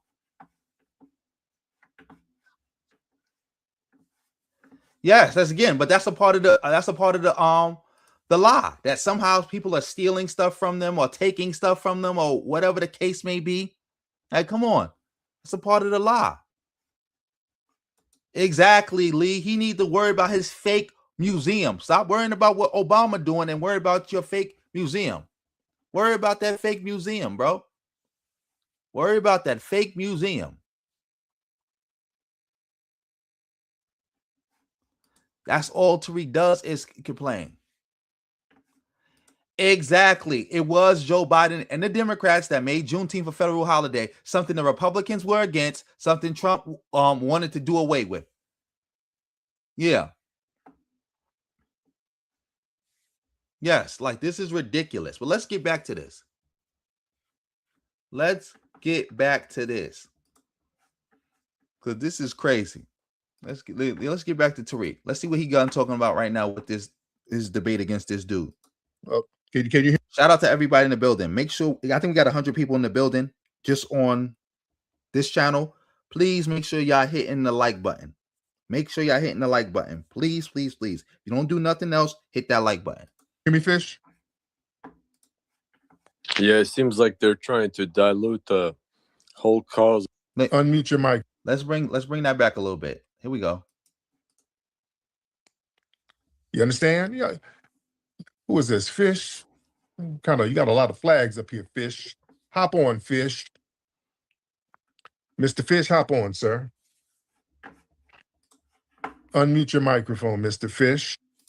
Since you made a request. Yes, I'm here. Hey, what's going on? Can you hear me, Fish? Yeah, it seems like they're trying to dilute the whole cause of the whole understanding of Juneteenth. And, I think this is like a infiltration, Fish, from the outside. Fish, what's your ethnicity, by the way, Fish? Well, ethnicity, I will say, what do you mean, ethnicity or nationality? Because nationality American, but ethnicity Russian. Right. That's why I asked ethnicity, because of the accent. How long you been here from Russia? Oh, look, he about to meet Rod, a Russian dude, because a Russian dude called in to agree with him. Let's see if Tariq meet Rod. Meet Rod. I'm gonna reserve judgment. I'm just gonna see if he meets Rod. Yes. Yeah, I like the African American people because Right. That's why I asked ethnicity, because of the accent. How long you been here from Russia? Yes. Yeah, I like the African American people because I grew up in Southern California and I was the only Russian in my neighborhood. There was like only Russians far away. How long have you been here from Russia? How long you been here? Almost 30 years. Okay. Yeah. What part of and Russia? Pretty much the people that were very kind and always nice to me, not the white folks, but the African American folks. And because of this, I even did face some scrutiny from for an example, my own side, Russians, they're like, oh, why are you hanging out with the black people all the time? That's what they would tell me. Every time we see you, you're with the black people. You know, that's so I'll say they have a sincere place in my heart, and especially their kindness. Here's where their kindness is. That I have an African American friend. We grew up in a very poverty-like situation. This guy gave me his basketball shoes that he got for his birthday. He gave it to me like years later. I'll say like 2 years later after he got them. He just gave them to me. You know, he's like, oh, I see you can't afford any. And this is embarrassing to say, Nike Hyper Dunks.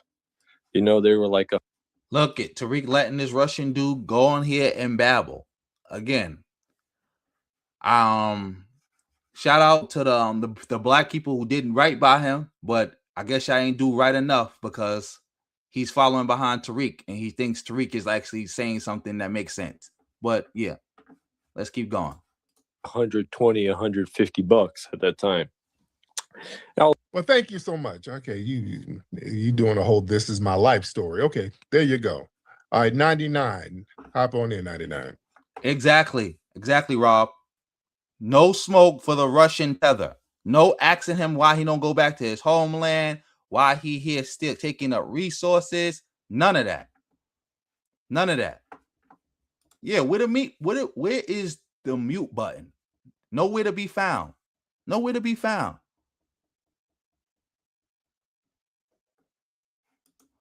Nope, they not gonna question nothing. Tariq is a complete bozo, and so is his audience. How you doing? I'm good, man. How are you, 99? I'm all right, thank you. Yes, indeed. 99. What state are you in, and what's your ethnicity? I travel the world, so I'm not in any state. I'm from Colorado. My ethnicity is Scandinavian, Nordic territories, specifically Sweden. Yes. How long has your family been in the U.S.? 1639.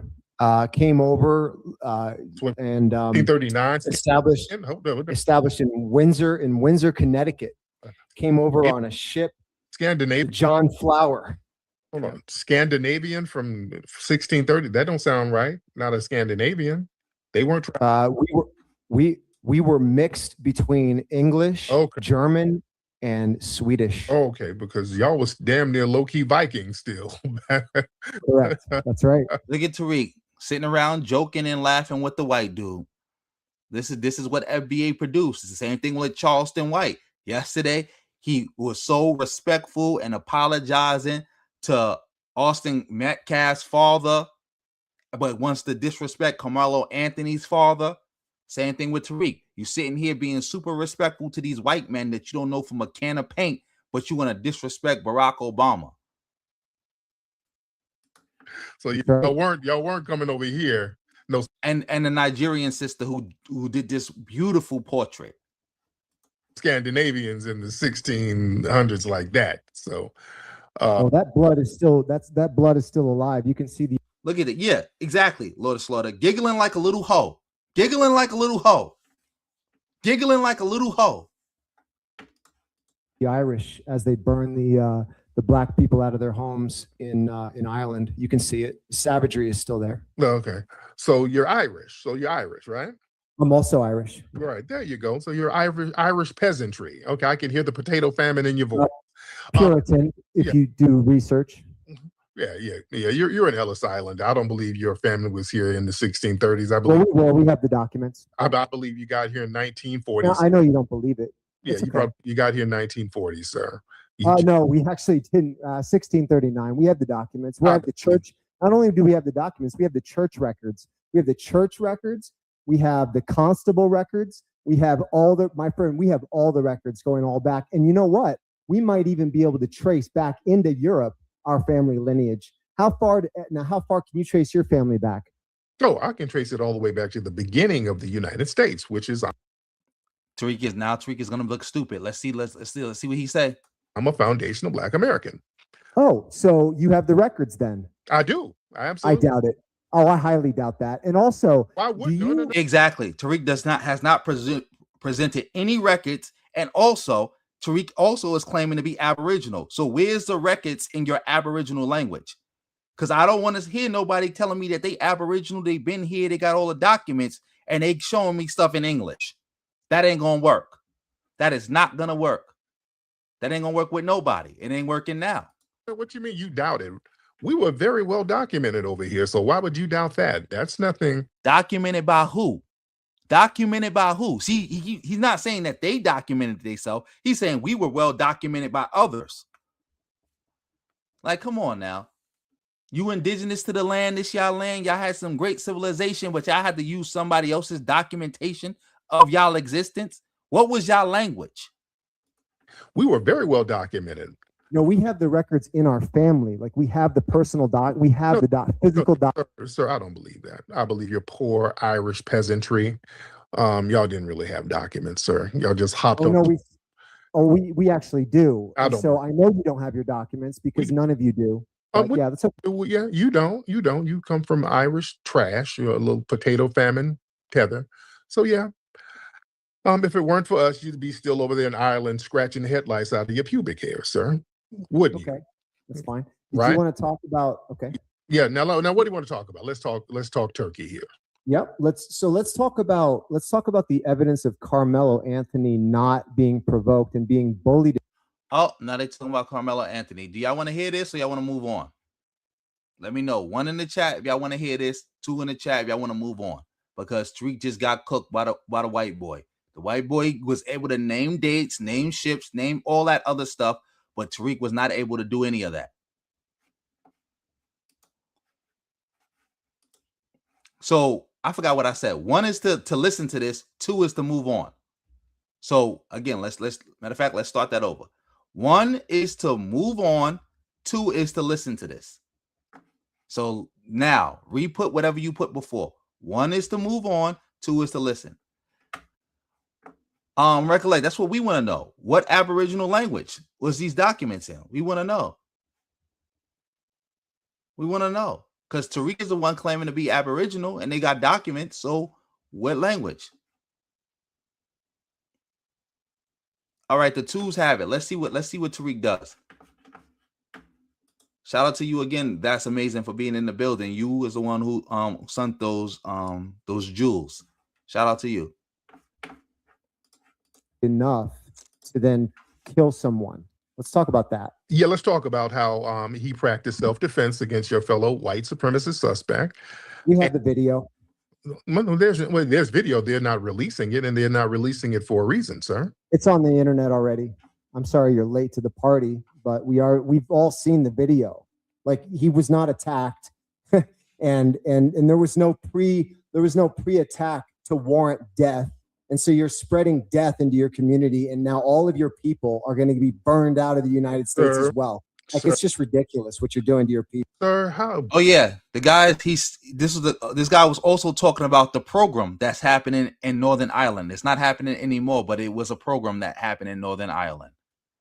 Like I tried to cover it, but I'm gonna try to cover it again because sometimes I can't cover certain things because then people will use it to flag my channel or the whole stream will get blocked. But yeah, there was a program. Burned out of the United States, and there's no video. What are you talking about? There's no video. What do you mean? The video of Carmelo Anthony and the Metcalf video is all over the internet, brother. He did not. No, he was not being punched. He was not being ganged up on. No, he was. No, it's not. It's not all over the internet. What are you talking? What kind of lies are you talking, sir? What are you talking about? They just released it yesterday. No, they the didn't. video's all over the internet. No, it's not. You're a lying white supremacist, sir. No, I'm not. I'll post it in the pill. No problem. Post it in the pill right now, and don't post your bussy and nothing like that, because you weird homoerotic white supremacists just be doing shit. Post it in the purple pill right now. So then, do you? No. Stop talking. Post it in the purple pill. It's not out, sir. Why are you lying like that? That's why I know you're lying about your lineage. Yeah, you're not from no damn 1630 over here. Oh yeah, 1639. You're getting your 39. You're a lying white supremacist, sir. And there's no video, so let's not even waste time. So you lied about that. You lied about being here in the 1630s. You lied. His favorite word. You're right, bussy. Lied about Scandinavia and all that. You ain't no damn Scandinavian, sir. You might not even be Irish. You might be Middle Eastern, sir. Because you're such a damn liar You might be a Persian wanting to be Anglo. Well, the video does exist. Yeah, it exists, sir. Yeah, since you're a liar, I don't even believe you're really European, sir. I believe you are a Middle Eastern baklava cooking Arab. All right, trying to pretend to be an Arab, trying to pretend to be Anglo. Okay, but then why do your women all look like that's how secure you are, sir. Okay, but then why do your women all look like linebackers? Like, why is that? And why are they twerking in Have front? you seen your honey boo boo looking women in the trailer park, sir? Those I'm are the just asking. I'm just of the linebackers, your big honey boo boo looking ass women and them big masculine broads in your community, sir. Right? Them big mayonnaise smelling encrusted broads in your community, sir. It's really like a problem, sir. And what's the problem is your femininity, sir. You guys love throwing your Bucci cat around. That's the problem. You want to be the women in your community, right? Well, we're not feminine because we're Delta Force and we're SEAL team operators. So I don't know what you're talking about. No, you're Delta punks and you Bucci cat operators. You're very we are the guys that'll fuck you up real for real. No, you can't, and no, you won't, sir. You're not up anything. We've already done it, and we're doing it right now. We're burning you out of your houses in Ireland. Sir, yeah, we don't live in Ireland. So what are you talking about? We don't rock with no dirty ass broke Ireland. What the hell we got going on over there? We don't fit Ireland like that. No, and then we enslaved your people, and now we have your people locked. And enslaved, the Irish. No, you weren't enslaving anything, sir. You were the serfs over there. We've been kicking your. Come on, man. This is crazy. This is clown versus clown. Like, again. Ass since you got here, bud. Doing anything, sir. You've been getting kicked in the ass by low birth rates. You understand? Your birth rate. And you're asking for it again. So we're going to give it to birth rates are kicking your ass, sir. You can't bust a sir. You sound like a weenie. That's why you need a welfare system. And we'll just do it again. Why you need a welfare system called white supremacy to hold you up, because you cannot compete equally, and you know that, sir, right? Equally? What do you mean equally? You can't compete equally. You need an artificial system to prop you up in order for you to eat and survive. You can't compete. You're talking about education? Everything. What do you? Everything. You can't do nothing equally. Yeah, white supremacy. What you mean, like? White what do you mean? Supremacy is a welfare system for losers like yourself, right?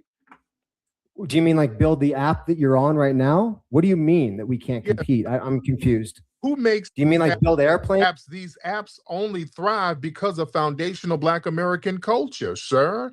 All of these apps only thrive because of the cultural relevance that we bring to them, sir, right? We built everything in modern era, my friend. No, all of it. No, you stole everything.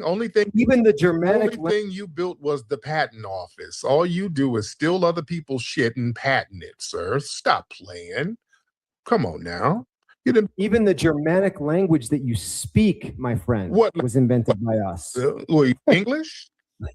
Yeah, it's English is a peasant language, sir. English is a peasant language, sir. The aristocrat language was French. The educational language was Greek. The peasant language was English. And why did English become the standard language? Because all of the people over there started dying off because of those dirty plagues what your filthy ass couldn't save yourselves from. You're right, B. David. But yeah, this is crazy. Like, so this is just what Tariq does. Again, this is what, matter of fact, I'm happy I played this. This is what Tariq does, by the way. We got all this bad stuff happening to Black people. Tariq doesn't cover it. And if he does cover it, he tries to figure out how to blame the Democrats for it. And then he moves on. And then he spends all his time doing this, going tether, or just arguing with random nobody white supremacists. That's what Tariq does. So the aristocrats and the educators were the first ones to die off, and the peasants living off in the boondocks somewhere, many of them survived. So that's how English became the dominant language. So tell the whole truth. I know your little funky ass history, sir. Come on now. You actually don't. That's why you're speaking our language and you ride in our car. Yeah, because you degenerates went around and colonized people by coming in acting poor and destitute, and people brought you in and then you flipped on everybody. So we weren't really used to that. So yeah, the world kind of got colonized by Britain. The peasants rose up. So what else is new? Now you're falling off and your birth rates are whooping that ass. So there we go.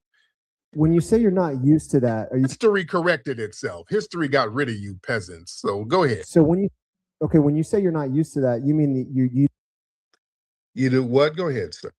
Your own people and then sold your own people in Africa? Is that what you mean by you don't know anything about that? What are you talking? What do you mean exactly? What are you saying? Because the West African tribes basically captured your own people, sold your own people. That's a projection. Nobody was getting hurt. Nobody was doing that. That was your people. That's all right. So now Tariq is now defending Africans, the same Africans that Tariq was saying sold us into slavery. Remember, just recently, Tariq was talking about Africans selling black people into slavery and they owe us reparations. Now this white guy is saying that, and Tariq is saying that didn't happen. Now Tariq is saying that didn't happen. Your culture, and sodomy. That's your culture, sir. Oh, you think we actually physically went around Africa? Yeah, y'all were literally sodomizing people, sir, in Africa. Hell. Oh, so you think we actually you did? Yeah. That's part of your culture. Greek culture. Have you seen your culture over there, Greek and the Rome? Well, I have the Rwanda. Y'all were bussing bussy. Ancient times. That was your thing. Some of your military leaders, Alexander the Great, was a big old punk. That's not what the Rwandan. Wasn't Alexander the Great, one of your great military leaders, a big old wide bussy punk? Huh? I'm wondering why you're not answering about the Rwandan genocide. How you butchered each other with your own. One of your great leaders was a big punk. Cecil Rhodes was a punk. All of your colonized, many of them were punks, sir. Well, Cecil Rhodes was attached to the Rothschilds, so that we don't claim that. Oh, let's stop all that. Does that make him less of a punk? Oh yes, well he dominated the Kimberley mines in South Africa. He did bussy too. He was a big bussified punk, sir. Right? Well, he was a billionaire. I mean, you can call him what you want. He was a bussinaire too, a billionaire and a bussinaire. He was tearing bussy up too, sir. Right? I agree with you. And you know what? We about to have to get off this. This is too much. We can't do this with all this LGBT battle. This is an LGBT battle. We I don't know if we could do this any longer. Maybe we give it like 2 more minutes, but otherwise than that, we're gonna have to get off this. At the same time, you were butchering each other with machetes in Rwanda. Full of punks, sir. You come from you were carving each other up with machetes in Rwanda. We have the videos and the. Ain't no y'all, because I'm not a continental African, sir. So ain't no y'all there. I'm a foundational Black American. We ain't never. So again, if you're a foundational Black American and that ain't got nothing to do with you, why were you trying to relate everything bad in Europe that you have a problem with to this white man? Like, that doesn't make any sense. Why are you not just dealing with his ethnicity or the fact that he's just a white man in America? Like, Tariq, you just, again, this is sad. This is sad.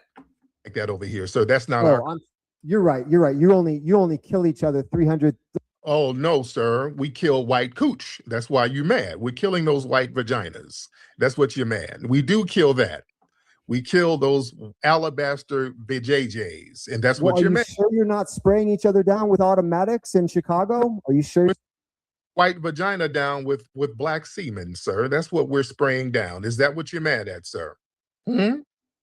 Are you mad because your women are getting piped down by the brothers over here, sir? We're mad because you're clipping out your own people at 3,000 a year, and then no, we're not. Violent crime with foundational Black Americans is down lowest than since the damn 1960s, sir. So we're not doing none of that. Those stereotypes are outdated. But then you go rap and you sing. Are tearing up those white coochies. Is that's what's bothering you, sir? Are you bothered by that? Will you kill each other and then you sing about it? Killing coochies, sir. And you sound like are you one of these alabaster bastards who have a black nephew by your white sister? You mass murder each other, and sister have a black baby and you got a black nephew. Is that what you mad at? We're mad at the fact that you rap about it after you kill each other. We're mad about that. We're a little upset about that. And then we get to hear the sir, let me get your nephew on here. Let me get your black nephew, because he's a rapper. All right. Let me get your black nephew up here, sir. All right. Yeah, that's enough. Your black nephew is a rapper. You? Why you talking all this crap? My mom loves black soul porn. Get your black nephew. Wait, don't tell me Tariq is doing puppets. Come on, man. He's doing puppets. Well, we got to listen to this puppet part, and then we got to get off this. You up here, sir. All right. Your black nephew is a rapper. Hold on.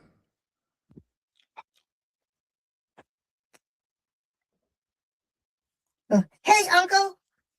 Hey, Uncle Cracker. This is your nephew, Jamal. Why you talking all this crap on here, Uncle Cracker? Uncle Cracker, you hear me talking, Uncle Cracker? Unmute your microphone, Uncle Cracker. Uncle Cracker, you hear me talking to you? Why you talking all this crap? My mom loves black soul porn. Well, it's all true. Everything I've said is true. Why you say we be rapping about killing? We don't kill nothing. Yeah. I rap about things in the household. You kill each other. Yeah, you kill each other, and then you sing about it. We kill these bitches out here in these streets with all of this matching. That's what we killing. We killing these hoes out here, nigga. What you talking about? The only women we allow you to date are the whores in the bars. You mean like your sister and my mama? Yeah, You have no access to our women. You have no access to our women in church. None. You have zero access. I got to rap. Since we rapping, let me bust a rap. You have access to STDs and whores in the bar. I'm about to bust a rap on the mic. You's a big nasty cracker on the pipe. You smoke that meth every day. You smell like you. That's what we allow you to date. Our women, the whores in the bars. You're allowed access to those. This is ridiculous. Shout out to Naps in the building. This might be I hope this is paid. I hope this is paid, because if this ain't paid, this is crazy. This is crazy. This is adults are listening to this, cracking up, donating money to Tariq, listening to him do this. Exactly. Church full of pedos. Exactly. Tariq is a loser shock jock. Because all of the women are whores. So what you talking about, Uncle Cracker? Not really. Our women are either at work, at home with the family, or in church. And they coochies stink. Yeah, our women are in church, at work, or with the family. You are. All the women coochies smell like afterbirth. You know that, Uncle Cracker. Well, we allow you to date our women because we don't mind you with your race. You can dilute your race all you wish.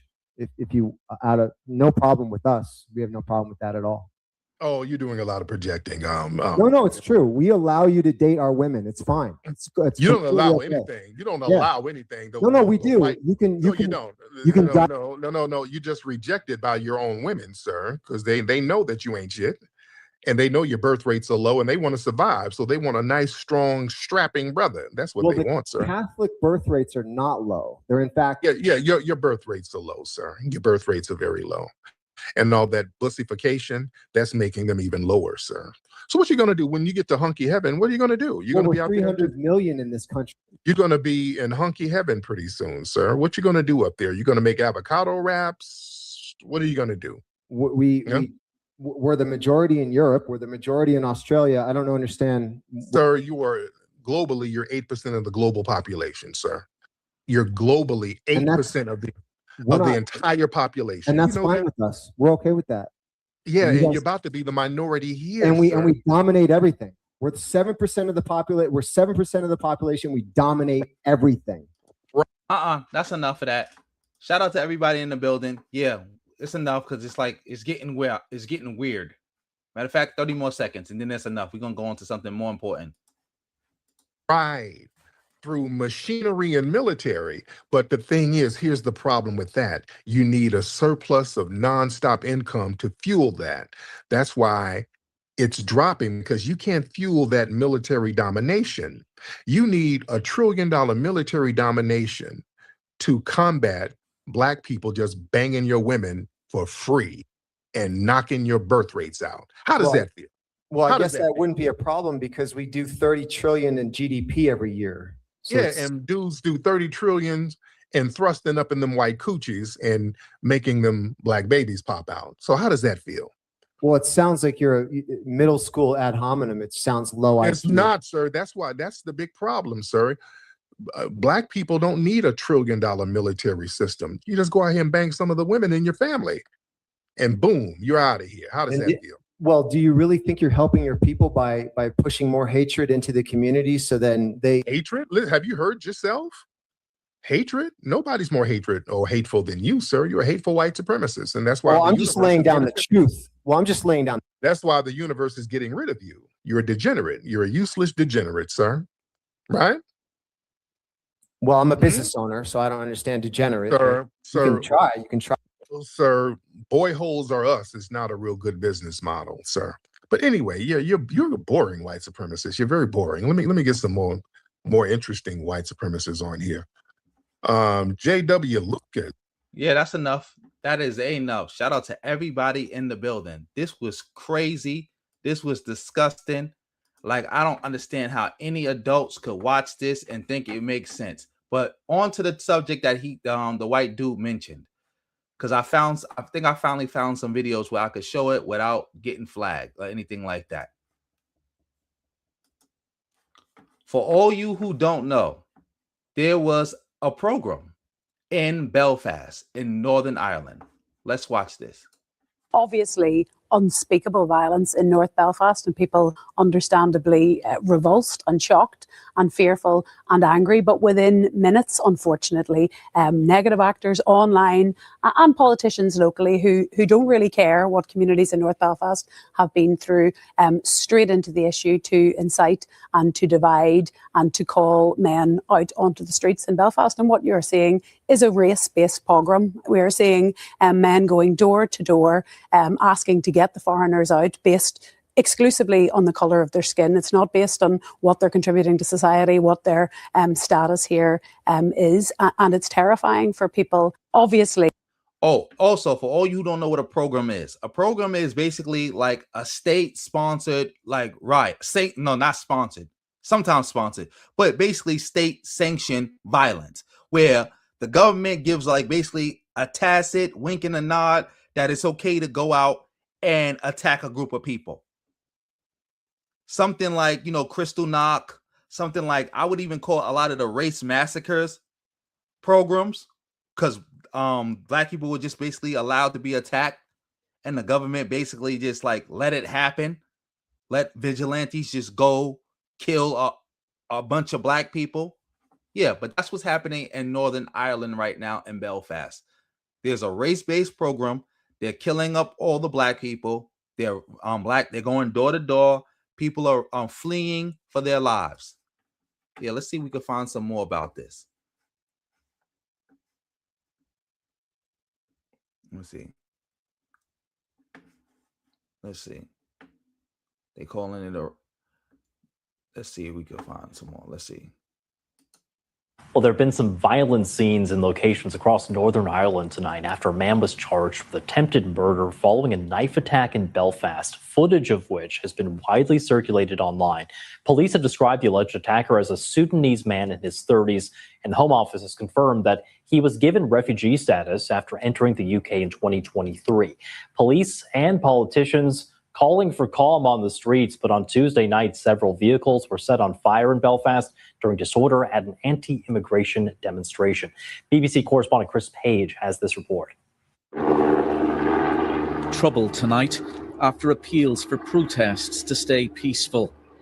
In Newtonabbey, a crowd attacked a house used by immigrants. It's one of a number of violent incidents on a night of demonstrations, 24 hours after a knife attack in North Belfast. Yes! Get up! Get up! Footage showed several people rushing to confront the alleged attacker.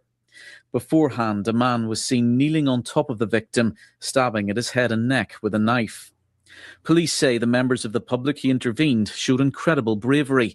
An online fundraising page has been started for the man with the hurling stick, Matt McKiernan. Local residents told us what they saw on condition their identities were protected. Oh, yeah. This all started because a Sudanese man, black man, was stabbing some white guy. to this day, I don't know what happened. I don't know if the white guy attacked him and he was defending himself. I don't know if the black guy was trying to rob him. I don't know if this was a terrorist attack. We don't know. But we do know is that a program is not the proper response to this. Like, crime happens all the time. The guy was arrested. He's going through the process. How do you then use the fact that a black man attacked a white man as a justification to go house to house, door to door, and just attack all the black people? Foreigners in general, but mainly black people. My partner had shouted at, "What's wrong?" I says, "He's beating him." And then the next thing I heard the metal hitting the floor, and I knew instantly it was a knife. Exactly. I shouted down, "Ring the police, he's stabbing him, he's stabbing him." Seeing that and knowing that it's happened where there's kids playing every other day, that's the bit that scares me. Police have recovered a kitchen knife from the scene here. They say the victim suffered significant eye injuries and slash wounds to his back and face, and he's in a serious condition in hospital. This evening, detectives charged a man with attempted murder. He's 30 and is Sudanese. The Home Office has said he has leave to remain in the UK until 2028, after being granted refugee status in 2023. Police believe he travelled from Sudan to Paris and then Dublin. From my current understanding, he then travelled from Dublin to Belfast by bus on the 10th of February of 2023 and claimed asylum on that date. Yeah, so yeah. Also, I can't believe this. I just got a notification from YouTube.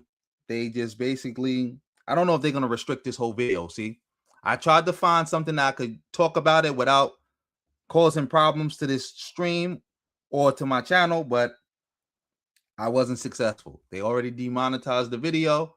Now let's just pray that they don't, just completely just like block it. There is no trace of this suspect on any of our national security databases, and he was not known to the Police Service of Northern Ireland. The leaders of Northern Ireland's power-sharing devolved government stood beside the Chief Constable. I called for the maximum amount of information to be given to people because I think people have the right to know. In terms of the information that we have heard thus far, and I accept that there will be more details to come out. Yes, all the officials who had a role in this need to be arrested for stoking this hatred and trying to make it seem like, oh, this is some invasion by migrants and now they're killing us on the street. They all need to be held accountable for this. But what is clear is that this was a man that went through a number of other safe countries before he came to Northern Ireland.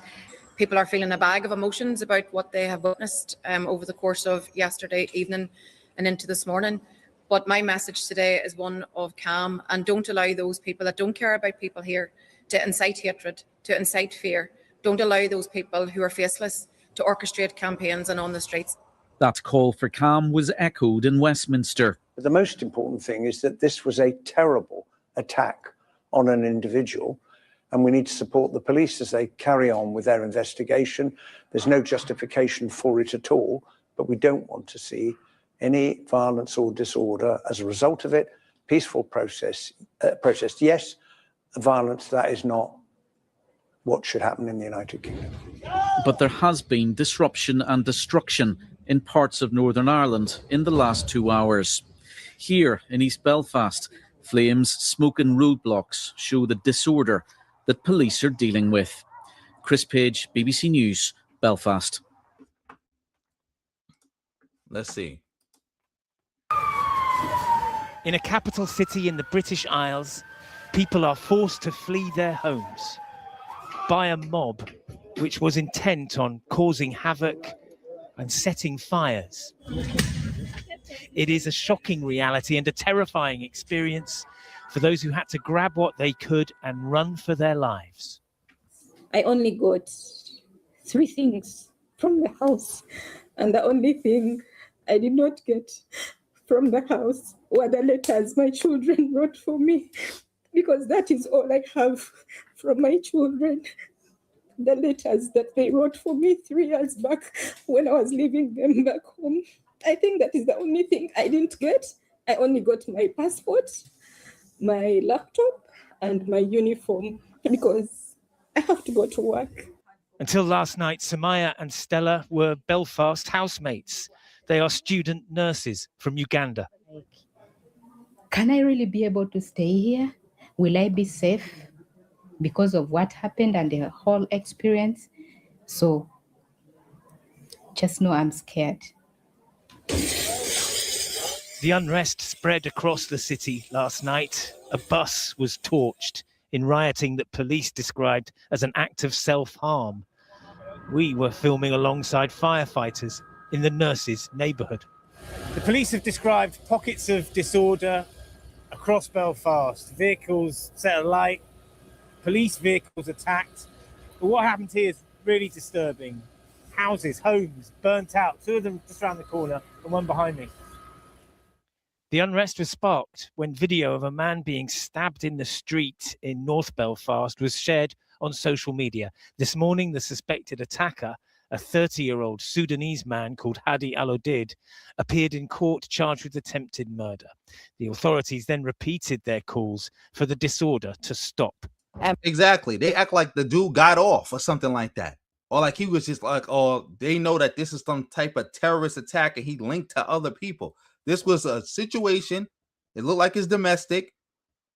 They probably knew each other, probably got into something, started fighting, and the dude stabbed them up. He was arrested for attempted murder, and now he's going through the court system. There's no justification for this. Shout out to everybody still in the building rocking with me. Somebody asked me why did it got demonetized because I'm covering stuff like this. Like, they always demonetize me. No matter, like, it don't matter. Like, for example, I got a strike on my channel right now for covering Chud the Builder because somebody said that I'm Chud the Builder. Like, it's always something. Always something.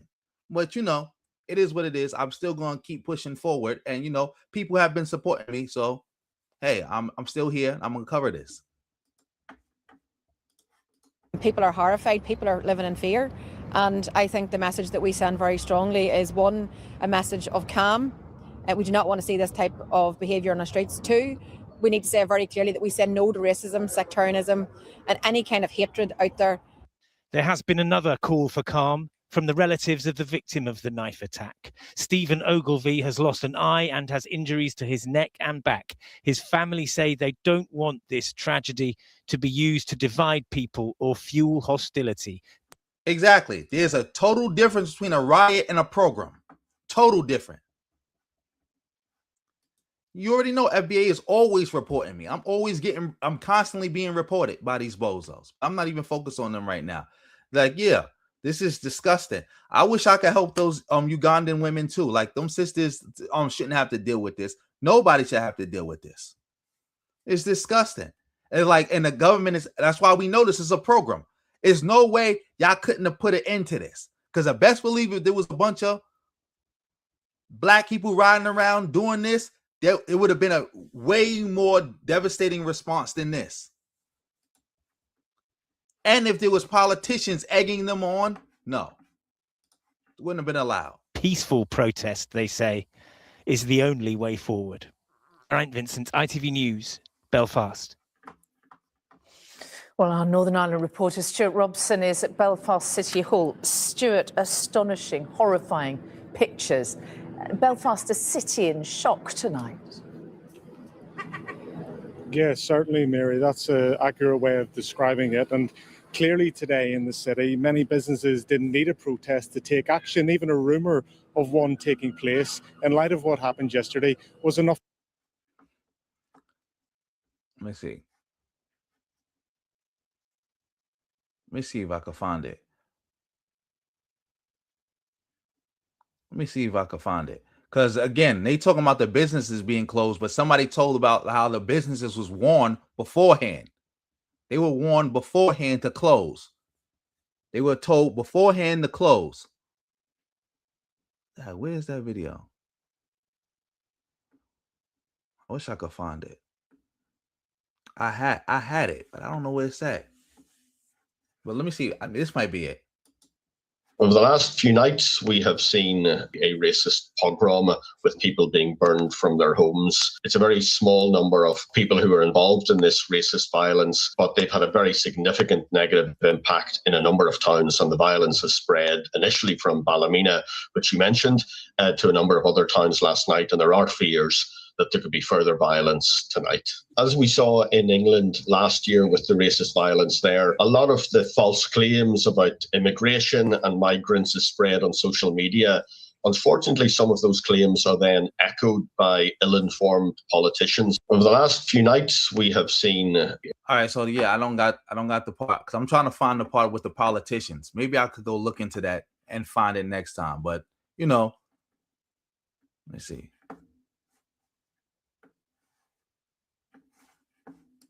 Asked whether or not you condemn the violence that we saw in Northern Ireland overnight, perhaps in part because of comments Nigel Farage made last week in relation to the Henry Nonsense. Noble. Absolutely ridiculous. Paul, that is outrageous. You know it is. End of story. I'm just asking. Well, and I've just answered. Thank you very much. Does it concern that is you? outrageous. Paul, you've asked your question and I've answered it. Sorry, That's I actually didn't ask a question. Jonathan there. Walker, the Express. The question is, does it concern you? that you Jonathan have to Walker, be the asked? Express. That's a revolting accusation to make, and you should be ashamed of yourself. Jonathan Walker of the Express. Yep. Asked whether or not you condemn racist politician. Let's see this. People talking about how they responded. After nights of riots, disorder, and streets set alight, Belfast saw a different scene today. Thousands gathered in an anti-racism rally. Their message: we must stand up against violence and hate and be as loud as the rioters. This is the real Belfast. Like, we need to work together, both sides of the community, to say that all people are welcome here. And I just want to say that the people who were out rioting do not represent us. Every single time that fascism wants to breathe, we need to suffocate it. Particularly as a white person, you need to sit in your white privilege and be loud and be at the front and make sure that you're the person carrying the brunt of this. That's not the Belfast that I know, which is primarily a city of welcome, of love, of people. I've heard so many stories this week that I never thought I'd hear. But this is how some people are now living in this part of the UK. We were terrified, and my young children will keep asking me, Mommy, are they going to come to my house? And they thought that they were going home to mass men burning their home. It's just dystopian, to be honest. Like, you'd never think you'd have to do that in the 21st century. This is madness. That's scared. Yes, they are scared. A barbaric knife attack on Monday triggered a wave of violent racist attacks by people furious about immigration. Families ran as they were burned out of their homes. There were vehicle checks by masked men and lists of houses that might be hit next. There were letters through doors telling migrants to leave. You can patch up houses, you can replace windows, but this sinister, overt racism leaves far deeper damage. We were terrified, and my young children will keep asking me, Mommy, are they going to come to my house because they posted addresses? Sarah and her daughter Hannah have worried about racism before, but not like this. Have you had that this week? Oh my God. Yeah. A lot of people were shouting, and thank God here was only the shouting, go back to your country, you don't belong here. But some places was worse, that they can even harm you. And some ladies were harmed, in my community, end up in hospital. They pulled their hijabs, scratched their faces, and it's just terrible.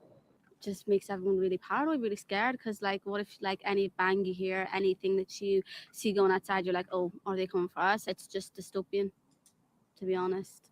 Like, you'd never think you'd have to do that in the 21st century. I moved from war when I was 14. Somalia. I've seen tribal war, I've seen worse than this. And I came to Northern Ireland, and same thing going between them, religious issues and all that. And on top of that, now with the foreigners as well, it's just too much to handle. We met this man who's positioned his garden hose next to the front door in case of a firebomb. Just the worst scenario. You're ready just in case? Yes. Yeah. I'm ready just in case. Florin moved here from Romania 10 years ago. This week, his wife, a social care worker, has been hiding colleagues in her car. Yes, nurses, carers. Just to get them home safely. Yes, I don't understand why people that take care of the old people of this country should hide them when they are going a job. They're worried. Madness. Yes, this is madness. People who are afraid to leave their homes, people who have been unable to send their children to school. This community food hub has been inundated with calls from terrified families. I don't know where to start, to be honest. You know, one thing that has stuck with me is a woman who you know, parked her car in the middle of the road and ran in hysterics, and she had children in the back of the car in hysterics. And the reason for that was that one of her children had identified their address on social media as being a target, and they thought that they were going home to masked men burning their home. That trauma from the Troubles has come back for many people this week. And I think within the response, people are saying, well, that's not going to happen again here, you know, and that's been a big part of that response and that community solidarity where people recognize and they can identify what people are going. Shout out to you, V. David. Yeah, I was trying to cover this issue before, but they kept like messing with the stream. That's why I thought today maybe I could do it, but I didn't get it off. But at least they didn't block the stream. As far as I know, they didn't block the stream. And I hope when I end this live, they don't block the stream at all. But yeah, this is a terrible situation. And again, there was people on Fox News trying to justify this. Because again, like that white dude who was just talking to Tariq, they want to do this here. That's why I was saying, like, all those race massacres we used to have back in the days, those were basically programs. And they watching these programs happening in Europe right now. They want to do that here. They want to do that here. And this is what I was talking about with the bozos, empowering Trump. By empowering Trump, you make stuff like that more likely to happen here. More likely. You make it more likely to happen here. And you're not going to do nothing. Because again, like I said before, what if a program like this happens in Detroit? What if somebody, there's like another murder like George Floyd, and people will really start turning up in a city like Minneapolis or Detroit or Chicago or whatever? That'll be Trump's perfect excuse to try to do a program. But it won't really be a program because he'll have the government doing it. Because a lot of these racists, they're part of ICE now and DHS. So he'll send them in and let them handle it and let them do it. But it'll still have pretty much the same effect. Because but it's this time, instead of it's the government sanctioning it, it'll be the government doing it. Yeah, they want a racial genocide. They want that. They want that. And they don't want it to happen again. It's why that's what he was talking about. Again, that wasn't Steve Bannon. It was what's his name? I forgot his name. When he was talking about the private red state army, them creating a private red state army to send into blue states, basically black areas, and do what they did in Chicago or do what they was doing in Minneapolis. Yeah. Thousands of but worse of people turned out in the center of Belfast to call this behavior out. Say it loud, say it clear. Refugees are welcome here. The revulsion was clear amongst almost everyone here. But to the side, a small counter demonstration. People from Lloyd. Respectfully, though, I'm happy that people came out to demonstrate, but they came out to support like maybe a couple of days too late because they already burnt up the houses. You don't already had records a number of people leaving Northern Ireland, black people. So yeah. Loyalist neighborhoods. Not every racist incident has been in these areas, but many have. The days of paramilitary groups openly governing these places are gone, but they still hold real influence and can get people back on the streets. Reverend Chris Hudson knows how this place ticks. He helped negotiate a ceasefire with loyalist paramilitaries in the 1990s. I condemn people for their horrendous acts. Of course. Oh, that's another thing I want to make sure people understand. The people who did this are not Irish. These are people who are like Anglo-Saxons and Anglo-Saxon meat riders who moved to Northern Ireland, and they actually hate Irish people. These are the ones who actually did this, by the way. Those who broke the law. They hate Ireland and they hate Irish people. Those who chase people out of their homes must suffer a penalty for what they did. But at the same time, the voices in that community who support that type of action, we've got to have them in the tent and hear why these are happening and see, are there things behind that can we mend?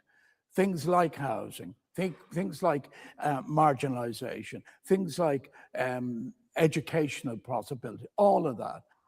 Even the idea of reconciliation is challenging when in the suburbs north of Belfast, you now also find new displays of hatred. This is one of a number of anti-Islam murals that have gone up in the last few weeks. Nobody here would talk to us about them, but at the rally in the city centre, we met Kashif. This should be taken down. This is hate crime. It should be classed as hate crime, and it should be dealt with severe punishment. Thank you, RBG, for the win, for the $4.99 for the super sticker. Much appreciated. And yes, Vegeta, this happened during Hurricane Katrina. I would count Hurricane Katrina as I don't know if I could call it a program, because it did happen in the wake of a natural disaster. But yeah, Hurricane Katrina was basically a program. It was basically a program. The way they was just killing, they just was killing black people like crazy. But some people would say it's not a program because they're gonna say, well, the government didn't actually like sanction it or like actively turn a blind eye to it. But I think at that point you're just splitting hairs. He sees this hatred becoming normalized, particularly online. There has been videos of vigilante groups posting live TikTok videos over the couple of last years, showing them acting like the Gestapo, essentially. They're stopping people of colour, anybody who's perceived of a different background, intimidating them, threatening them, posting it live on TikTok. But it's important to say this too. We've also seen so many acts of compassion, instinctive kindness, and resolve to get through this. Northern Ireland has made so much progress, but once again, communities here are looking for a better, more tolerant future. Tom Parmenter, Sky News, Belfast. Yes. So this is a tragedy. We got to keep our eye on this. But also, family, yeah, I'm about to it's after 1, so I gotta go to bed. Hopefully I could be back tomorrow. Not tomorrow.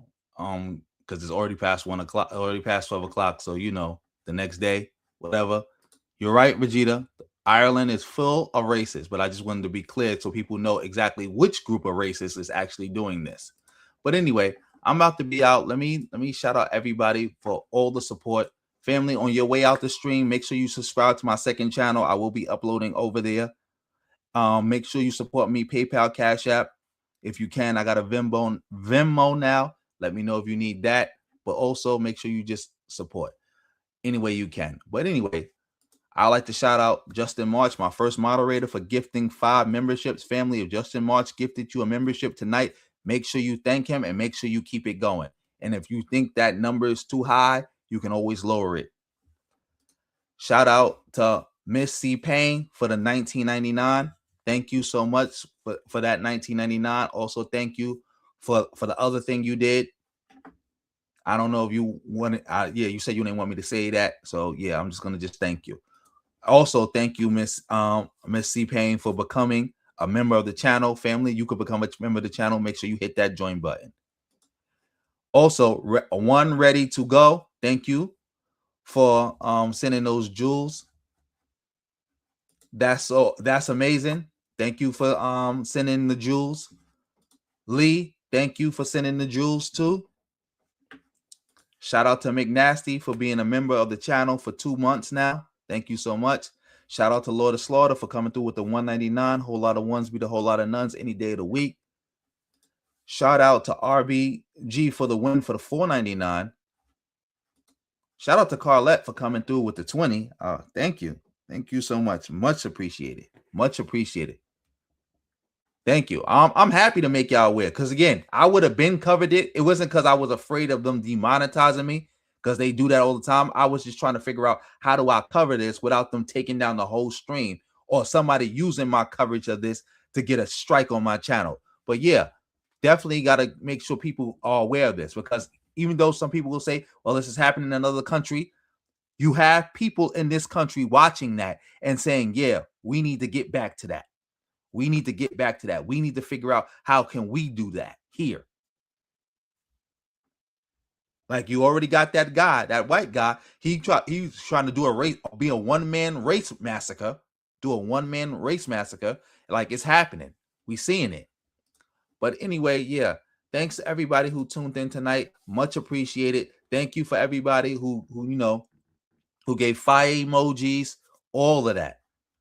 Who dropped jewels, all the chats, everybody who thumbs up the stream, all the support I was given. I'm much appreciated. Much appreciated. Much appreciated. Much appreciated for all the support. Also, family, we're gonna be back. I'm gonna be back teaching with the BYB. I'm really gonna push the BYB. Again, thanks everybody for all the support. Yeah, and for anything that was sent, rubies, onyx, emeralds. Thank you for it all. Salute, AZ. Yeah, peace out. Peace out, everybody.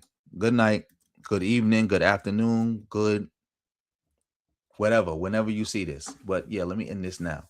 On that note, family, peace.